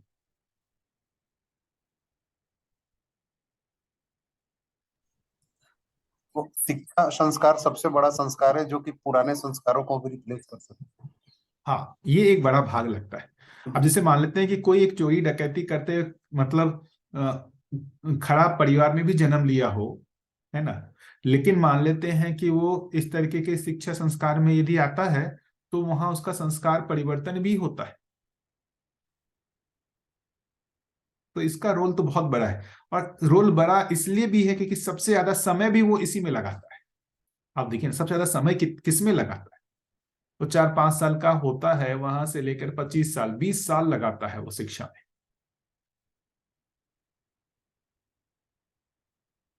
समय भी तो देखिए, वो जन्म लेने के 3-4 साल के बाद ही जो होता है, उसके बाद तो वो सबसे ज्यादा समय शिक्षा में ही लगा रहा है। यदि ये शिक्षा में बस थोड़ा सा अपन ये मतलब सही चीज को भी हम इंक्लूड कर लें तो बताइए उसमें संस्कार का भी निर्माण हो जाएगा। अभी शिक्षा संस्कार जिसको कह रहे हैं तो उसमें संस्कार वाला भाग मिसिंग है, शिक्षा ही है सिर्फ। वो शिक्षा भी मात्र इतने के लिए है कि भाई कैसे धन का उपार्जन करना है। अभी मजबूरी है, मतलब हम सभी जो भी आप लोग भी होंगे, गार्जियन होंगे, ये इस दबाव में तो जी ही रहे हैं कि हम एक बच्चे को जहां भी हम जिस स्कूल में पढ़ाने के लिए भेज रहे हैं, पढ़ने के लिए भेज रहे हैं, वहां पर ठीक है वो अपने पैरों पे खड़ा हो पाए, है ना, अपने कमाने खाने लायक हो पाए, ऐसी आशा से भेजते हैं, है ना। लेकिन उसके अंदर अपन ये भयभीत तो रहते ही हैं कि वहां जाकर के उसका गलत संस्कार ना बन जाए। है या नहीं है? कितने लोग भयभीत हैं? जी भैया। मैं तो हूं भयभीत, मेरी बच्ची अभी 4 साल की हुई, मैं तो बहुत भयभीत हूँ कि कहाँ भेजें इसको कि भी शिक्षा मिले लेकिन वो संस्कार गलत ना आए। सबसे ज्यादा भय तो इसी का है कि भाई वहां भेजने के साथ ही जो है गलत संस्कार आने शुरू हो जाएंगे। भैया हाँ जो भैया वो तो है। गुणात्मक और करणात्मक जो बात कर रहे थे वैसा शिक्षा संस्कार हो अभी कहाँ के है जो। वो उपलब्ध कहाँ है? अभी समाज में बताएंगे तभी तो। कहाँ है उपलब्ध? अभी बच्चे के साथ जो अपन कहते हैं स्नेह का, वो स्कूल जाता है उसको वो कहीं स्नेह दिखता ही नहीं है। जो शिक्षक है उसको एज ए बस क्या देखते हैं कि भाई ये हमारे लिए एक ग्राहक के जैसा आया है ना। उसके साथ कोई सहअस्तित्व, कोई स्नेह नहीं। बच्चे स्कूल जाना नहीं चाहते। मेरे बच्चे तो कुछ ही दिनों में जाकर के वो रोना नहीं जाना है। ज्यादातर बच्चे कोई भी देखें स्कूल नहीं जाना चाहते हैं। उसका एक बहुत बड़ा कारण मुझे लगता है कि जो स्नेह उनको परिवार में मिलता है वहां उनको स्नेह नहीं मिलता। जो अपना परिवार अपनापन परिवार में मिलता है वो अपनापन उनको स्कूलों में नहीं मिलता। तो जो स्नेह अपनापन जो उनको चाहिए जिससे कि वो आगे चल के दूसरे को स्नेह और अपनापन दे पाए, उनको मिलेगा तब तो वो देंगे। वो नहीं मिल रहा है स्कूलों में। है क्या? स्कूल पूरा का पूरा देखेंगे तो एक बिजनेस का एक स्वरूप हो गया है। वो हमसे पैसा इसलिए ले रहा है कि वो उसको ज्यादा से ज्यादा पैसा कमाने के लायक बनाएगा। इसी अर्थ में ही स्कूल की सफलता है अभी। तो हम कितने तरीके के दबाव में हैं कि हम कैसे स्कूलों में बच्चों को भेजें।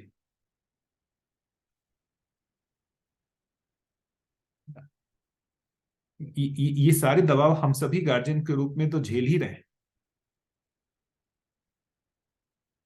तो ये जो संस्कार का निर्माण होना है वो मतलब आपके परिवार से लेकर के ये जो स्कूल है, वो सिस्टम है, वो सारी जगहों से ही वो संस्कार का निर्माण होता है। तो खैर अभी कुछ तो कॉम्प्रोमाइज करना ही पड़ेगा अपने को। ये तो महत्वपूर्ण भाग है ही कि भाई हम जो हमारी दृष्टि क्या है, और यदि हमारा प्राथमिक है, अभी भी देखेंगे धन यदि प्राथमिक है तो हम इस संस्कार को भूल जाएंगे। अरे बच्चा का क्या भी होगा, वो कुछ भी गंदा करता है, दारू बीड़ी सिगरेट पीता है, कोई फर्क नहीं पड़ता, पैसा कमाने लायक बन गया ना,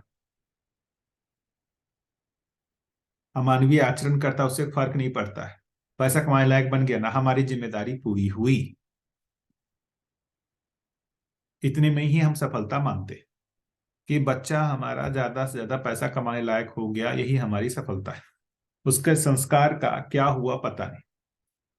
तो जो पिता के रूप में जो होना था ना, जो बोलते हैं ना माता पिता में पोषण संरक्षण, संरक्षण में ये वाला भाग भी है। उसका संस्कार जो है वो सही निर्माण हो रहा है या नहीं हो रहा है, ये संरक्षण करना ये हमारी जिम्मेदारी। यदि हमको ये महत्वपूर्ण नहीं लगता है, हमारे में वो संरक्षण का भाव भी नहीं है। हमारे में सिर्फ संरक्षण का क्या है, भौतिक शरीर के संरक्षण की जिम्मेदारी है। इतने का ही हम जिम्मेदारी पूरा करते हैं कि उसका शरीर जो है वो बस सुरक्षित रहे। मानसिक संरक्षण की कोई जिम्मेदारी नहीं, क्योंकि हमको उसका पता ही नहीं है।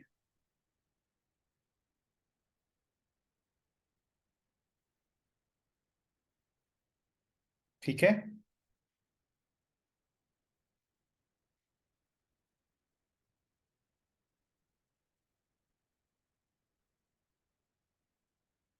ठीक है भैया।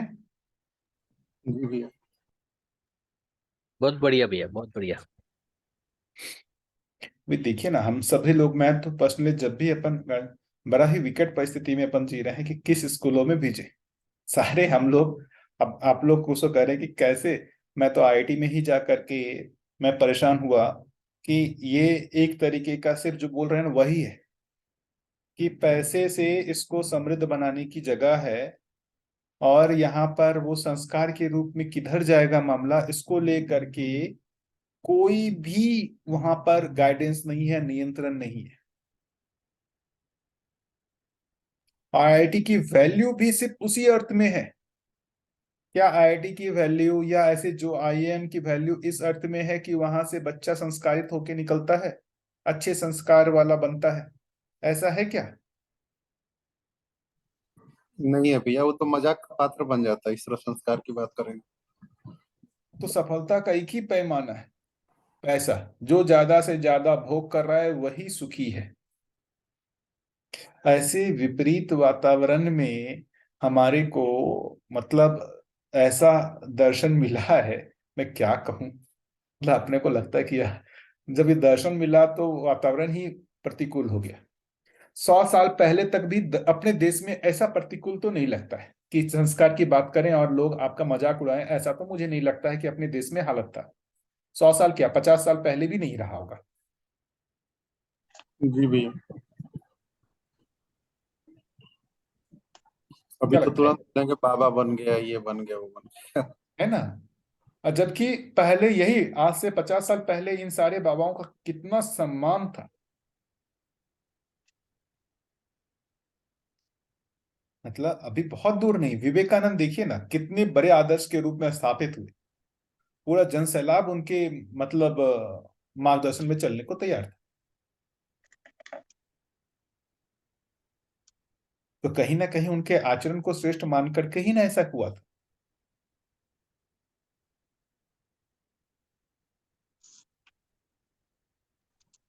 वेस्टर्न को फॉलो करने के बाद ही हुआ है भैया, लगता है ज्यादातर। एग्जैक्टली वेस्टर्न जो है वो भौतिकवादी मानसिकता है, भोगवादी मानसिकता है, वो वहां से जो यहाँ आया वहीं से ये सारी चीजें गड़बड़ाई। ये संस्कार वाला भाग ये गौण हो गया, आचरण वाला भाग गौण हो गया वहीं से। भोगवादी मानसिकता से ही ये गौन हुआ है। हमारा ड्रेसिंग सेंस भी वैसे ही चला गया पूरा। सब गर्मी के दिन सब में भी सूट चीज, पहन कर टाइट किए हुए रहते। हर चीज एक्चुअली में वही कह रहे हैं कि अपने देश के इतिहास में एक बहुत बड़ा जो कहें विडंबना है कि वो अंग्रेज आए, कुछ दिन शासन किए, लेकिन शासन करने के बाद वो चले गए, भौतिक रूप में हमको फ्री कर दिए, मानसिक रूप में हमको इतने लंबे समय के लिए पराधीन करके चले गए हैं, हम उससे कभी निकल नहीं पाए अभी तक भी। फिजिकली हम लोग मतलब ऐसा लग रहा है कोई बांध के नहीं रखा हुआ है हमको, लेकिन उससे विकट हो गया।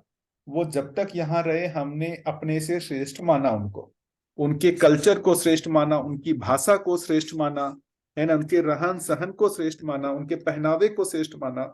वो सब कितना लंबा हमारे ऊपर प्रभाव डाल गया है, ये अपन सोच नहीं सकते। मानसिक रूप से इतना ज्यादा हम प्रभावित हो गए। तो जो यहाँ अपने यहाँ का जो वो कल्चर था ना, आचरण को, जैसे पहले बोलते थे ना, वो धन गया कुछ भी नहीं गया, तन गया थोड़ा कुछ गया, चरित्र गया तो सब कुछ गया, ऐसा बात करते थे ना। जी जी भैया। अब उसका ठीक उल्टा हो गया है, चरित्र गया कुछ नहीं गया, तन गया थोड़ा कुछ गया, और धन गया तो सब कुछ ही चला गया। ठीक उल्टा हो गया। सोचिए, है कि नहीं। हर माँ बाप अभी आंख मूंदने को तैयार है कि उनका बच्चा गलत आचरण करता है, आंख मूंद लेते हैं।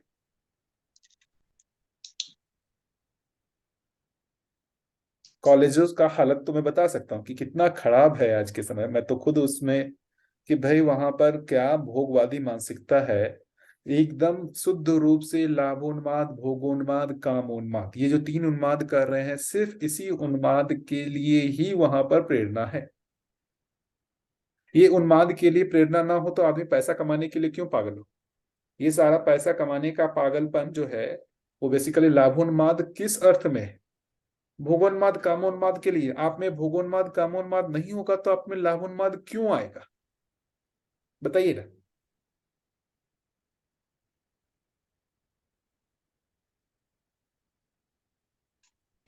तो ये सब विडंबना है। अब इसमें अपने को इसलिए कह रहे हैं कि मानव संस्कार अनुसंगी देखेंगे तो इतना बड़ा इसका संस्कार का जो है, ये एक तरीके से डायमेंशन है जहां से उसका संस्कार बन रहा है।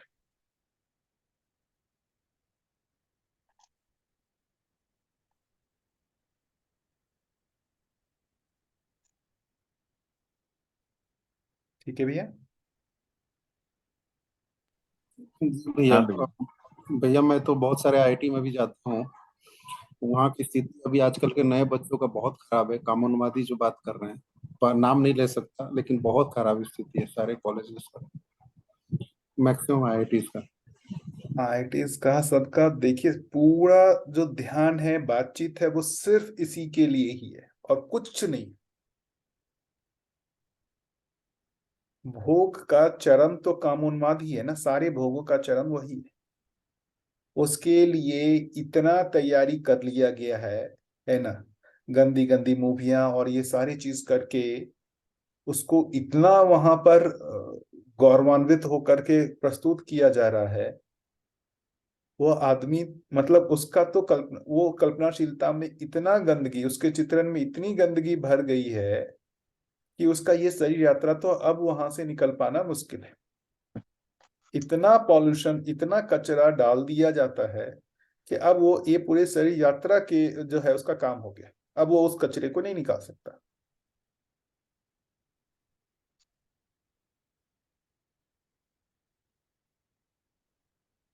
भैया, ये हम पेरेंट्स को ये भी पता है कि जो बातचीत होता रहता है कि बच्चे बच्चे कुछ संस्कार नहीं है, वो तो ऐसे ही उल्टा पलटा करते ही हैं। मतलब हम पेरेंट्स सोचते हैं कि बच्चे कैसे ऑटोमेटिक ही ठीक हो जाए, क्योंकि वो जो संस्कार लिए हुए हैं वो हम ही से ही, घर से ही लिए हुए हैं, बाहर से ही लिए हुए हैं। ऐसा कहीं मतलब हम लोग सोच रहे हैं कि सब ऑटोमेटिक स्कूल भेज दिए तो ठीक हो जाएंगे। तो ये गड़बड़ तो है, मतलब भोगवाद को भी छोड़ना नहीं चाहते हम लोग कि बच्चों को कुछ ऐसा भोग विलास वाला लाइफ मिल जाए तो हमारा भी लाइफ सक्सेस हो गया, ऐसा सोचते हैं। तो मगर सोल्यूशन के बारे में सब लोग सोचते हैं कि ऐसा कैसे एक सोल्यूशन हो जाए जैसे ये सब ठीक हो जाए, सबके मन में है। जब हम लोग बातचीत करते हैं बाकी पेरेंट्स के साथ, पड़ोसी में, तो ऐसा सबको तो ऐसा दुख तो है। और इसके लिए जो थोड़ा बहुत काम हो रहा है, मतलब और क्या होना चाहिए भैया, और कैसे, इसका जोर तो नहीं पकड़ रहा है, तो धीरे धीरे होगा, तो काफी तो थोड़ा तो समय लगेगा। भैया मुझे कॉलेजेस में जो अगर कोई इसके खिलाफ बोलता है तो बच्चे लोग आजादी के नाम पे कुछ ये परेशान कर देते हैं प्रोफेसर को, इवन डायरेक्टर को। मेरी आजादी है। अरे है ही, अभी कई जगह वो आते रहते हैं ना, और मतलब जो महिलाओं को बात होती है कि भाई वो अच्छे कपड़े पहनने चाहिए, किसी ने कमेंट कर दिया तो वो उसको ऐसा करने लगते हैं कि भाई हमारी आजादी है, हम कुछ भी पहने, कैसे करें, क्या करें, है ना। इसको लेकर के काफी होने ही लगता है। तो एक तरीके से मुझे जो लगता है कि देखिए, आप हम सभी लोग भी तो इस तरीके के एजुकेशन सिस्टम से निकलने के बाद भी जो है मतलब उसको कहीं ना कहीं श्रेष्ठ ना मान के आचरण को श्रेष्ठ माने हुए हैं, तभी इस दर्शन को हम अध्ययन कर रहे हैं। कहीं ना कहीं आकर्षण उस आचरण का ही है, उस जो भी कहें विकसित जो चेतना के प्रति आकर्षण तो हुआ है। मानव चेतना, देव चेतना के प्रति आकर्षण हुए बिना हम इसके अध्ययन में नहीं लग सकते। तो ये आकर्षण तो हुआ है ना। क्या लगता है, मतलब वो उस आकर्षण के कारण ही तो हम लोग इसमें है कि हमको भी विकसित चेतना में संक्रमित होना है। उसके आकर्षण में ही तो हम ये दर्शन को पढ़ रहे हैं। यदि उस भोग को प्राथमिकता में रखे होते तो हम इसके प्रति अध्ययन में नहीं लगे रहते। तो हम सभी भी जैसे देखेंगे इसमें लगे हुए हैं, और बाकी जो भी मैं देखता हूं, जो भी कॉलेज से जहां से भी लोग निकले हों, शुरुआती दौर में वो आकर्षण रहता है, वो लाभोन्माद, भोगोन्माद, कामोन्माद का आकर्षण रहता है। लेकिन कुछ दिनों के बाद वो उन्माद उतर भी जाता है। लेट से मतलब 10-15 साल, 20 साल के बाद जो है ना, उसमें खालीपन जैसा लगने लगता है।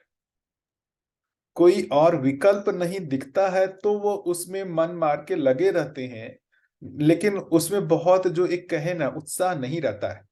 ये एक प्राकृतिक रूप से कहें कि मन उब ही जाता है। अरे जब एक मिठाई के रोज खाने से जिसको अच्छा लगता है वो उब जाता है, आप कितना उन्माद करोगे। करते करते देखेंगे तो ज्यादातर लोगों का मन तो उब जाता है। कुछ एक लोग हैं जिनमें वो उन्माद पूरा सही यात्रा तक दिख सकता हो, लेकिन ज्यादातर लोगों में तो मन उब जाता है। फिर वो सोचते हैं लेकिन दिखता नहीं है, इस कारण से दिक्कत है। तो जो मुझे लगता है कि ऐसे विकसित चेतना में यदि हम संक्रमित होकर उसका प्रमाण दे पाए, वो एक बहुत बड़ा उपकार होगा अभी के वर्तमान समय में। मानवीय परंपरा हो जाने के बाद तो वो एक तरीके से सर्वसुलभ हो जाएगा, लेकिन अभी के स्थिति में अपने लिए बहुत चैलेंजिंग है। और यदि हम ऐसे विकसित चेतना का प्रमाण प्रस्तुत कर पाए तो ये बहुत बड़ा मुझे लगता है कि अपने लिए तृप्ति का बिंदु होगा। कई जो अपने आस पड़ोस जितने भी हैं उन लोगों के लिए प्रेरणा का काम करेगा, हमारे बच्चे के लिए भी प्रेरणा का काम करेगा, हमारे आस पड़ोस के लिए भी प्रेरणा का काम करेगा, यदि हम उस विकसित चेतना का प्रमाण दे पाते हैं तो एक जिम्मेदारी जैसा लगता भी है कि अभी के वर्तमान स्थिति में हमको इस विकसित चेतना का प्रमाण देना चाहिए। आवश्यकता भी अभी है। मानवीय परंपरा हो जाने के बाद बहुत वैसी आवश्यकता नहीं है, क्योंकि कई लोग हैं वैसे प्रस्तुत होने वाले, लाखों करोड़ों में। अभी एक भी नहीं है, अभी गरीबी की हालत बहुत ज्यादा है, तो अभी प्रमाण की आवश्यकता ज्यादा है। तो मुझे लगता है कि हम सभी लोग जो भी हैं उनको जिम्मेदारी स्वीकारना चाहिए और इसके प्रति हमारे को बल लगाना चाहिए, है ना। अपने को मन को तैयार करना चाहिए कि हम कैसे इस विकसित चेतना में संक्रमित हो पाए। क्योंकि इसी में हमारा भी शुभ है और सभी पूरे जो कहें मानव जाति का भी शुभ है।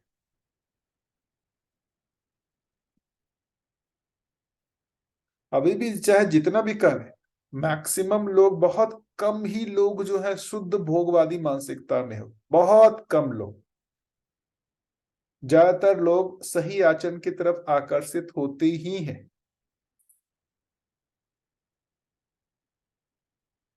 वो इसके लिए लगे या ना लगे, लेकिन स्वीकार तो करते ही कि यह मुझसे अच्छा है। जीवन विद्या सवेर होने के बाद वो इसमें आगे अध्ययन करे या ना करे, लेकिन ये श्रेष्ठ तो स्वीकार करते हैं कि ना, ये ऐसा समझ करके जीने वाले हमसे ज्यादा श्रेष्ठ तो होंगे। तो उस प्रमाण की आवश्यकता है। उस प्रमाण के लिए यदि हमें संकल्प हो पाए कि मुझे ऐसा प्रमाण प्रस्तुत करना है, तो मुझे लगता है कि अपने लिए बहुत बड़ा एक मतलब एक कहे ना कि एक जिम्मेदारी जैसा भाव आएगा, और वही हमको, मुझे लगता है पर्सनली, कि वो आगे बढ़ाएगा। स्वयं के लिए भी वो लगता है, हमारे लिए भी उपयोगी है और समाज के लिए भी उपयोगी है। और ऐसा यदि जीना हो पाए तो इसमें मेरा भी भला होगा, संसार का भी भला होगा।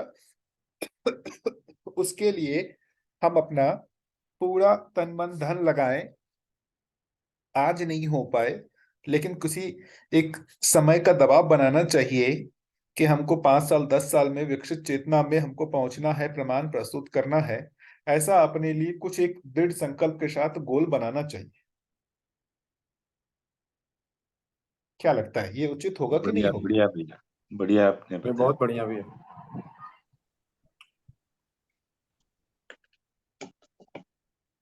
ऐसी आवश्यकता हमारे लिए भी है, समाज के लिए भी है।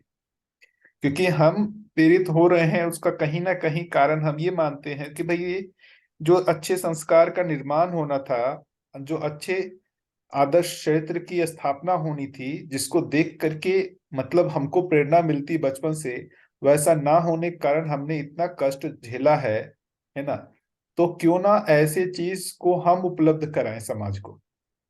देखिए ना, बाबा जी के में यही तो जिम्मेदारी का भाव था। वो स्वयं के तृप्ति के लिए मात्र नहीं जिए। उनका शुरुआत से प्रश्न ही था कि भाई मेरा भी तृप्ति हो, संसार का भी भला हो। वो सिर्फ अपने मोक्ष के लिए नहीं जी रहे थे। और वो क्या, जितने भी बड़े साधु संत जितने भी आजकल लिखते हैं, कोई भी मतलब जिनको भी कुछ किसी भी लेवल का तृप्ति मिला हो, ज्ञान हुआ हो, वो संसार में आकर बताने ही आए। वो दूसरे के लिए रास्ता खोलने के लिए आए ही, क्योंकि आवश्यकता लगती है। क्योंकि उनको छोड़ करके, जैसे बुद्ध को ही परिवार छोड़ करके जाने की आवश्यकता क्यों लगी? क्योंकि जिस चीज को वो पाना चाहते हैं उनको नहीं मिल रहा है। तो वो वहां से छोड़ करके जा करके ऐसा कठोरतम साधना कर रहे हैं, सब कुछ कर रहे हैं, तो ये जन सामान्य को सुलभ हो जाए, ऐसा सभी में ही प्रेरणा बनता ही है। तो वही प्रेरणा हमें भी बनने की आवश्यकता है कि हमको भी ये नहीं मिल रहा है, तो बहुत मुश्किल से हमारे को यदि ये दर्शन मिला है, तो अब हमको प्रमाणित होने का संकल्प लेना चाहिए। हो पाए नहीं हो पाए, कितना करें, हम संकल्प करेंगे ना, तो थोड़ा सा हो सकता है कि दबाव भी आएगा और हम उसके लिए प्रयत्न भी करेंगे। हम ये बाद में टाल लेंगे, अरे यार पहले समझते हैं ना, बाकी बाद में देखा जाएगा। तो मुझे लगता है कि नहीं, ये प्रमाणित होने की इच्छा को प्रबल करना आवश्यक है। उससे हमारा अध्ययन में मन लगेगा, दबाव बनेगा, परिमार्जन की आवश्यकता लगेगी। तो प्रमाणित होने की इच्छा का मतलब विकसित चेतना में संक्रमित होने की आवश्यकता अपने को लगने की जरूरत है। ठीक है।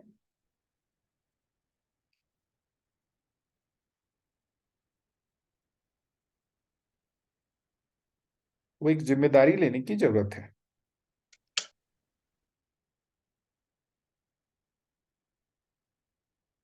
एक व्यक्ति से इतने लोग प्रेरित हुए, जैसे जब मैंने देखा बाबा जी थे और कई लोगों को प्रेरणा मिलती थी, मैं भी आता था, प्रेरणा मिलती थी। मतलब हम भ्रम में रहते हुए भी विकसित चेतना को हम देख ही पाते हैं, अनुमान कर ही पाते हैं, हमको वो सही लगता ही है।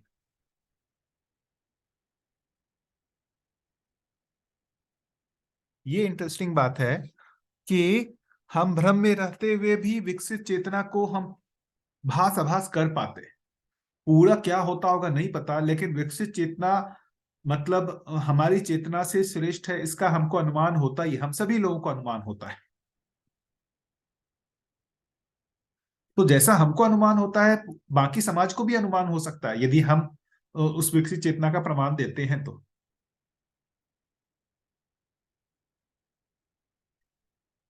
बाबा जी के बारे में और बताने, देखिए बाबा जी की जो सबसे बड़ी बात है ना, मुझे जो लगती थी कि जो एक मूल्य की बात करते हैं ना, वो मूल्य में वो अद्भुत ढंग से जीते थे।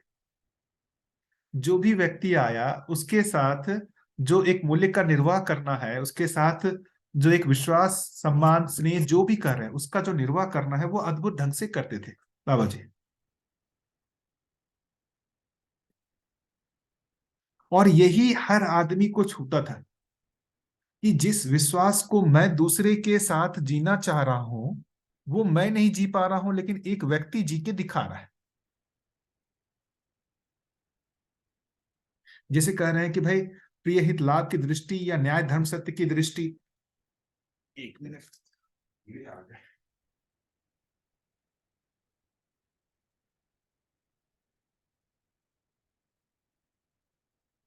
बहुत सारे कीड़े आ गए। जैसे ये कह रहे हैं कि हर आदमी, जो महत्वपूर्ण बात लगता था कि हर आदमी जो भी बाबा जी के पास आता था, वो उन पे विश्वास कर पाता था कि ये इस आदमी पे मैं विश्वास कर सकता हूं। क्या विश्वास? कि ये आदमी हमारा तो भला ही चाहेगा, हमारे लिए अच्छा ही सोचेगा, चाहे वो हमको डांटे या कुछ भी करे। वो डांटते भी थे को, जैसे मेरे को भी बहुत डांटे, लेकिन ऐसा कभी भी हमारे को उनसे द्वेष या घृणा नहीं हुआ। थोड़ा लगता था कि भाई ये जो है डांट दिए, खराब लगता था, लेकिन उन सब के मूल में ये आश्वस्त थे कि ये आदमी तो हमारा अच्छा ही चाहता है। वो डांट भी रहा है तो हमारी अच्छाई के लिए ही डांट रहा है। ऐसा विश्वास मुझे भी बनता था और हर व्यक्ति को भी बनता था। आप लोग जो भी ये बहुत सारे वीडियो होंगे, ऑडियो होंगे, उसमें देखे होंगे कि कई लोगों को डांटते भी हैं बाबा जी। आप लोगों ने सुना होगा ना कि बहुत लोगों को डांट भी रहे बाबा जी, जी भैया, राकेश भैया को सुना, मैंने देखा। है ना।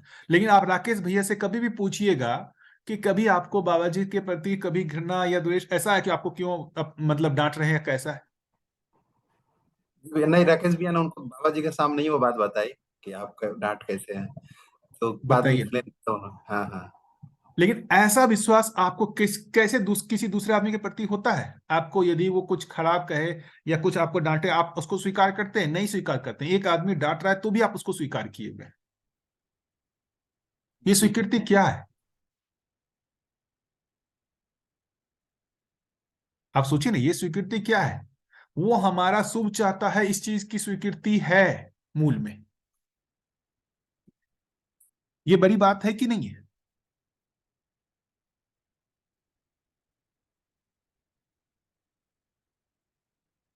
कई लोगों को डांटे, जैसे साधन भैया थे, श्री राम भैया थे, जो भी लोग आए उन सभी लोगों को बाबा जी ने डांटा, लेकिन सभी लोग उस डांट को हमेशा ये ले कि भाई हमारे शुभ के लिए ही डांट रहे, कभी उसको अन्यथा नहीं लिया,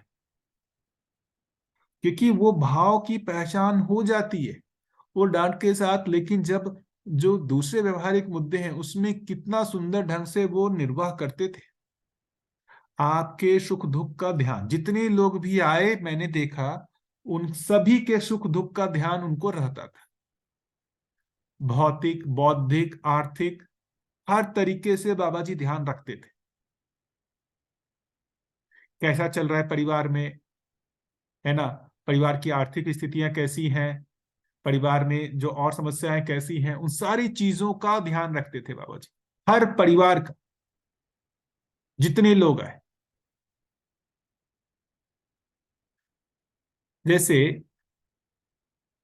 एक अभी यहां पर मैं, एनी इंस्पायरिंग इंसिडेंट प्लीज, मेरे को एक जस्ट एक बताता हूँ कि साधन भैया एक बार कुछ कहानी सुना रहे थे कि बाबा जी कई लोगों के लिए सोचते थे, है ना, उसका ये समस्या सॉल्व हो जाए, ये समस्या सॉल्व हो जाए, है ना। जब तो एक बार साधन भैया ने बाबा जी से पूछा कि आप कितने लोगों के लिए करेंगे। तो बाबा जी ने कहा जो भी हमारे पास आएगा हम सबके लिए करूंगा। मतलब करने के रूप में सिर्फ ये नहीं है कि उनकी समस्याओं का समाधान कर दें, उन समस्याओं का हम समाधान इसीलिए कर रहे हैं ताकि उसका जागृति में रास्ता आगे का खुले।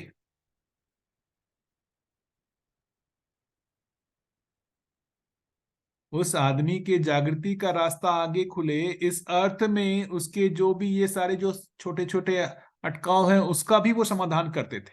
जागृति के लिए तो सबके लिए प्रयास कर ही रहे हैं। तो ऐसे इंसिडेंट्स हैं, आप ये देख लें।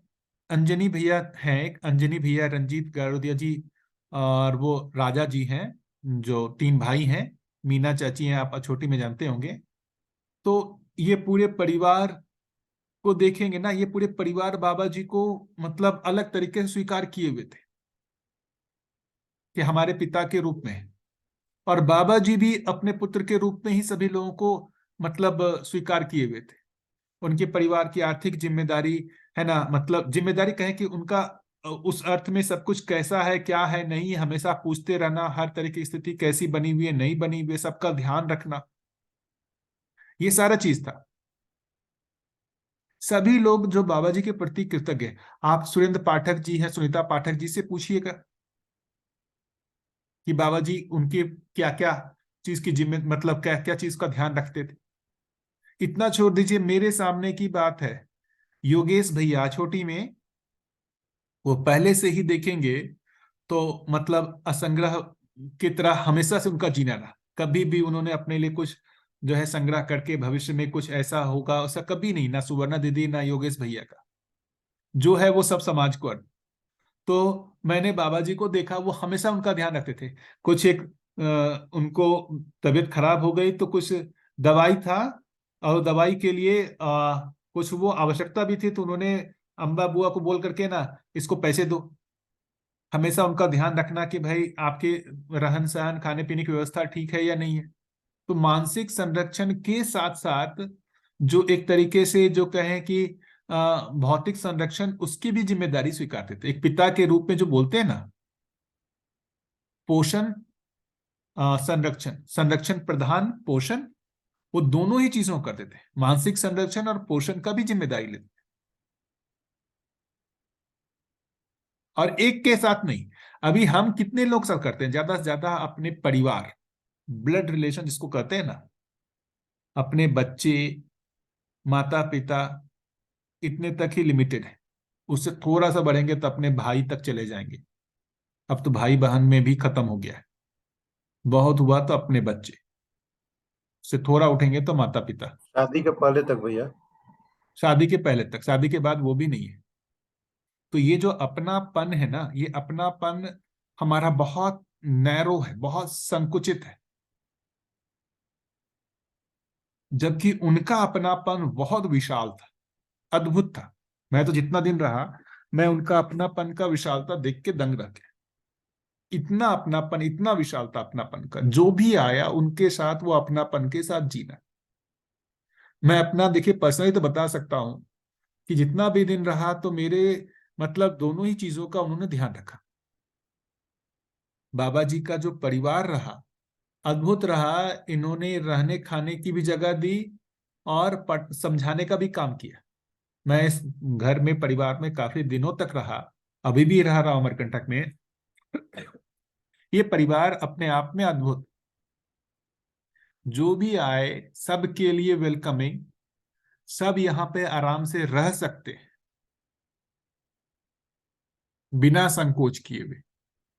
बहुत लोग आते थे यहाँ पे, और जितना फ्रीडम के साथ इस घर में रहते थे, मैंने इतना फ्रीडम के साथ किसी और घर में रहते हुए नहीं देखा दूसरे लोगों को। ब्लड रिलेशन जो जैसे रह रहे हैं वो बात अलग है, उससे छोड़ के बाहर से कोई आदमी आ रहा हो और इतने फ्रीडम के साथ यहाँ रहता हो, मैंने इसके अलावा कोई दूसरा परिवार अभी तक नहीं देखा है इतना फ्रीडम के साथ रहते हुए जितना इस परिवार में लोगों ने रखा।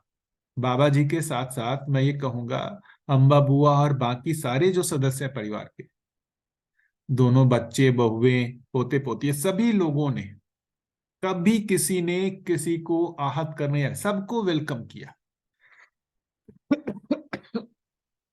इतनी बात बताओ कि ज्यादातर जब बहुत सारे लोग आते थे, ये सारे बच्चे एक छोटे कमरे में घुस करके सोते थे और हम सभी लोग जो है आराम से रहते थे। हमारी सुख सुविधाओं का ध्यान प्राथमिक था, परिवार के सुख सुविधाओं का ध्यान गौण था। ऐसा इस परिवार का महिमा देखा मैंने।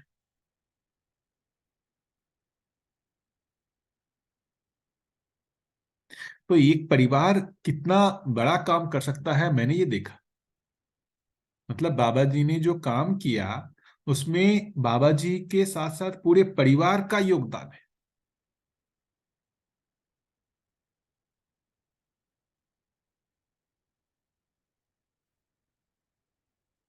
ना। इसलिए मतलब एक दो चीज कहते हैं कि जो एक कहे कि समाज के उपकार करने की जगह देखेंगे तो परिवार से ही शुरू होता है। अभी आप देखेंगे क्या कहते हैं, सुनीता पाठक जी और सुरेंद्र पाठक जी ने अपने परिवार को उस रूप में समर्पित किया ही है। वो उसी भाव से किया है जैसा उन्होंने बाबा जी को देखा अपने परिवार में, है ना, उसको समाज उपयोगी बनाने के लिए। ये परिवार समाज उपयोगी कैसे हो, उस अर्थ में ही सुनीता पाठक जी और सुरेंद्र पाठक भैया ने उस परिवार को अध्ययन स्थली के रूप में बनाने का प्रयास किया है कि ये परिवार में कोई भी आकर के अध्ययन कर सकता है। आप लोगों को पता होगा ना, भैया ने शुरू किया, भैया दीदी ने।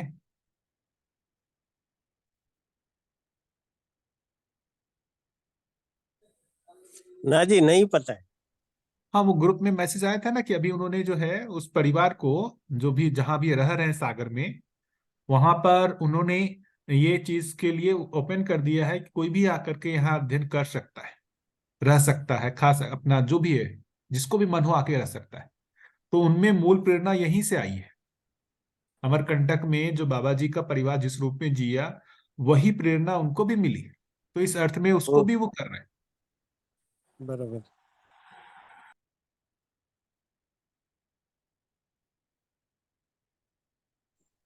भैया एक सवाल है। बोलिए ना भैया।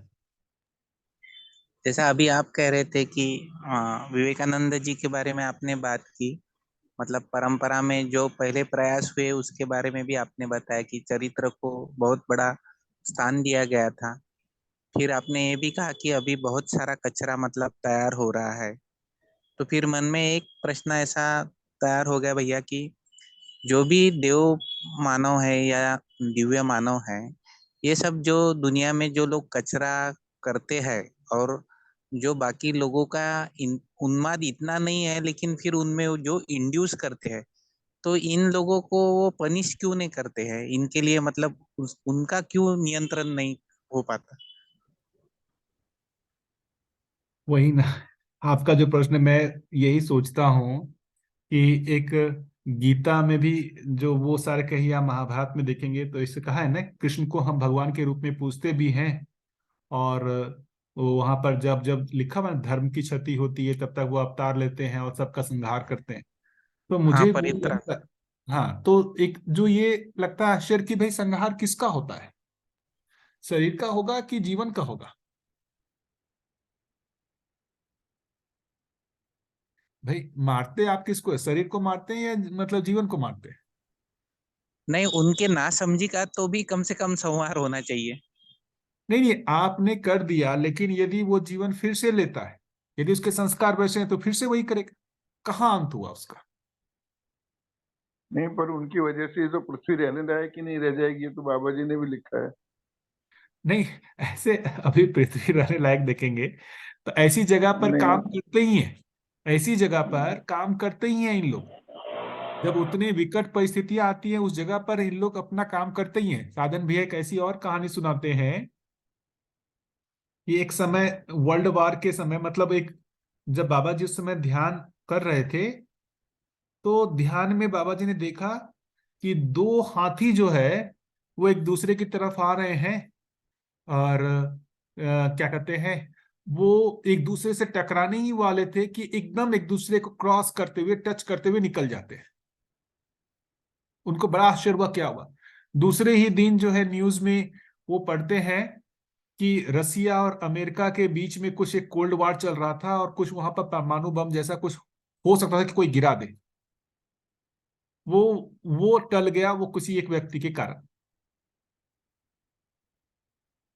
तो ऐसे देखेंगे तो अभी देखिए अपने लिए अनुमान ही होता है, लेकिन ये धरती बचे और यहाँ पर मानवीय परंपरा स्थापित हो, ऐसे इस अर्थ में कई सारे जो श्रेष्ठ व्यक्ति है काम कर ही रहे हैं। अभी लेटेस्ट मैंने एक बुक पढ़ी है, आप लोग में से कोई जानते हो कि नहीं जानते हो, एक श्री एम करके है, वो मुमताज अली हैं, वो श्री एम करके उन्होंने एक बुक भी लिखी है, हिमालयवासी गुरु के साए में। हाँ हाँ हाँ हाँ, उनके पढ़े हैं भैया किताब। अब देखिए ना, तो वो अब उनके भी जो गुरु हैं वो, और उनके जो महावतार बोलते हैं, तो उन लोग तो ये ऐसा लग रहा है कि भाई कुछ सही की प्रेरणा मिले उसके लिए, तो उन लोग भी अपने तरफ से प्रयासरत तो है ही, नहीं है? तो ऐसे श्रेष्ठ व्यक्ति काम कर ही रहे हैं, लेकिन हर एक की कल्पनाशीलता में वो कितना बदलाव ला सकते हैं या क्या कर सकते हैं इसका अधिकार नहीं। क्योंकि वो देखिए, मतलब व्यक्ति का कैसे जिम्मेदारी, जब तक परंपरा ठीक नहीं होगा व्यक्ति कैसे ठीक होगा? तो परंपरा ठीक होना आवश्यक है, और पूरे परंपरा ठीक होना वो किसी व्यक्ति की जिम्मेदारी तो नहीं है ना। मतलब अब आप इसमें सोचेंगे कि भाई कोई, मतलब अब यही हो सकता कि ये धरती पे ये भ्रमित परंपरा जो है, उससे पहले ही कोई दूसरी धरती से आकर के कोई दिव्य मानव यहाँ पर सब कुछ ठीक करके चला जाता। तो एक व्यक्ति को ठीक करना होता तो बात अलग है, 700 करोड़ लोग हैं, 700 करोड़ लोग को कैसे आप ठीक करेंगे? उसके लिए परंपरा को ही ठीक होना पड़ेगा, और परंपरा ठीक होने के लिए लोग प्रयास कर ही रहे हैं। नहीं प्रयास कर रहे तो ये दर्शन कैसे आता?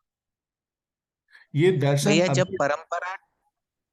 जब परंपरा ठीक नहीं है तो फिर ये मतलब अस्तित्व हमने पहले फिर कल्पनाशीलता और कर्म स्वतंत्रता का वो जो प्रोविजन क्यों किया? तो मतलब वो सिंक्रोनाइजेशन बराबर नहीं हुआ, ऐसा नहीं लगता है?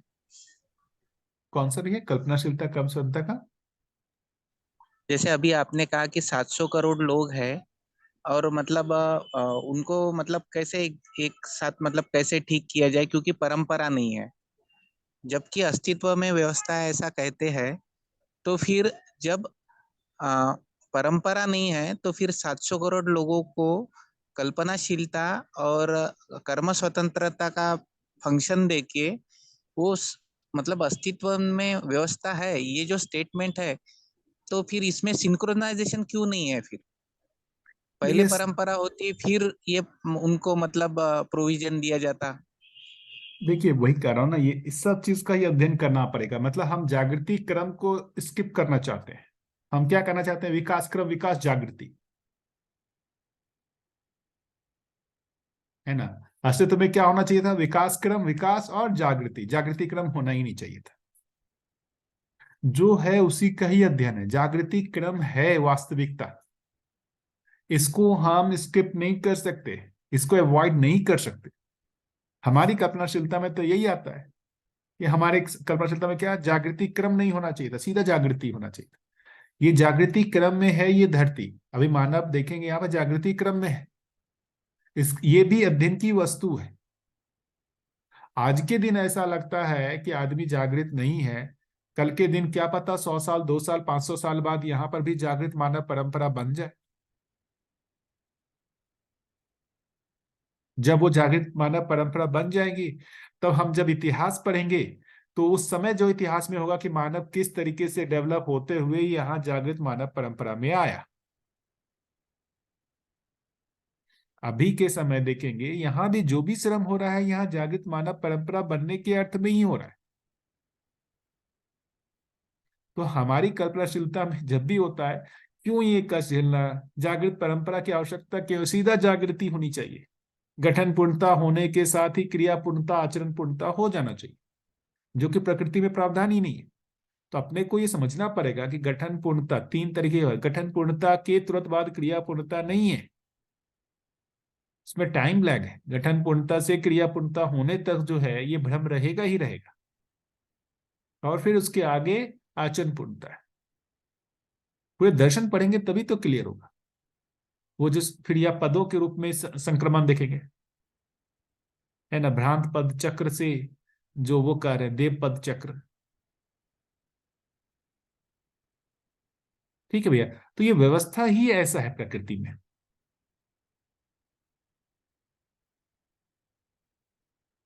तो जागृति क्रम रहेगा भैया। अजागृति क्रम का मतलब ही है कि यहां पर जीव चेतना से मानव चेतना तक होने का पूरा रास्ता।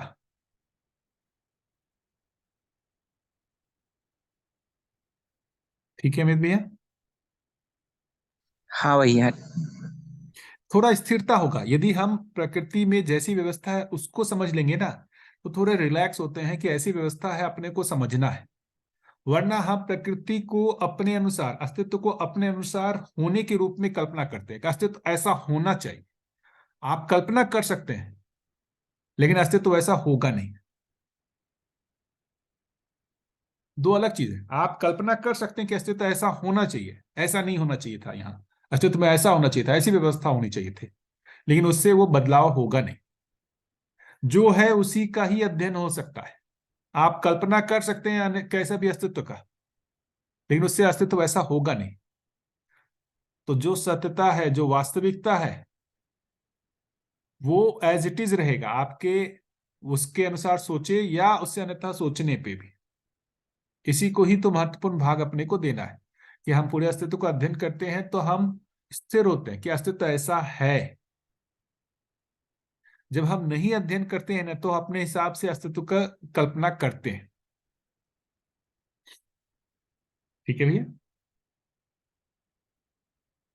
हाँ भैया ठीक है ना, बाकी परंपरा का ठीक है, जिम्मेदारी नहीं है, लेकिन अभी हमको जागृत होने के लिए क्या कोई रोक सकता है क्या? यदि हम जागृत होना चाहें तो क्या लगता है ये हमारे बस में है या नहीं है? भैया। जागृति का कोई एग्जाम्पल तो सामने होना चाहिए, जैसे वो बाबा जी थे ना, अभी अभी बाबा जी हमारे सामने इसी परंपरा में, इसी भ्रमित परंपरा में जागृत होकर के शरीर यात्रा समाप्त किए। एग्जाम्पल तो है, आप सही बोल रहे हैं, एग्जाम्पल तो होना चाहिए और एग्जाम्पल है। तभी तो अपन इतना क्या कहें उत्साहित हो पा रहे हैं। यदि नहीं होता ना तो मैं भी इतना उत्साहित होकर के नहीं बोल सकता। हाँ भैया, ये बात आपकी समझ में आ रही है कि आप इतना जो उत्साहित होके बोल रहे हैं, इसके पीछे कुछ ना कुछ तो प्रेरणा जरूर होगी। ये बात समझ में आ रही है। बिल्कुल, मतलब जो अपन जिस प्रमाण की बात ढूंढ रहे हैं, ऐसा प्रमाणित व्यक्ति जो है अपने सामने अभी हुए। अभी शरीर यात्रा ठीक है नहीं रहा, लेकिन 6 साल पहले तक तो थे ही, और हम लोगों ने देखा है, स्वीकार किया है, वो थे प्रमाणित। इसी का उत्साह बनता है अपने में कि भाई प्रमाणित हुआ जा सकता है। ऐसी ही भ्रमित परंपरा में वो जन्म लेकर के वो प्रमाणित हुए। तो पहला काम तो हमको स्वयं में मतलब ये उत्साह बनाने की जरूरत है कि मैं भी इस परंपरा में रहते हुए प्रमाणित हो सकता हूं और मानव परंपरा बनाने में भागीदार हो सकता हूं। तो मेरा प्रमाणित होना ही मानवीय परंपरा में भागीदारी है। मेरा स्वयं में प्रमाणित होना ही, मानव के रूप में प्रमाणित होना ही व्यवस्था में भागीदारी है या परंपरा में भागीदारी है। तो इसी अर्थ में देखेंगे ना, सभी लोग प्रयासरत है ही। देखिए ना, चाहे साधन भैया हो, सोम भैया हो, है ना, बाकी और जो भी हो, श्री राम भैया है, योगेश भैया है, सुवर्णा दीदी हैं, ऐसे जितने भी और भी लोग हैं, सब जितना भी अभी तक समझे हैं लोग उसके लिए प्रयास कर ही रहे हैं।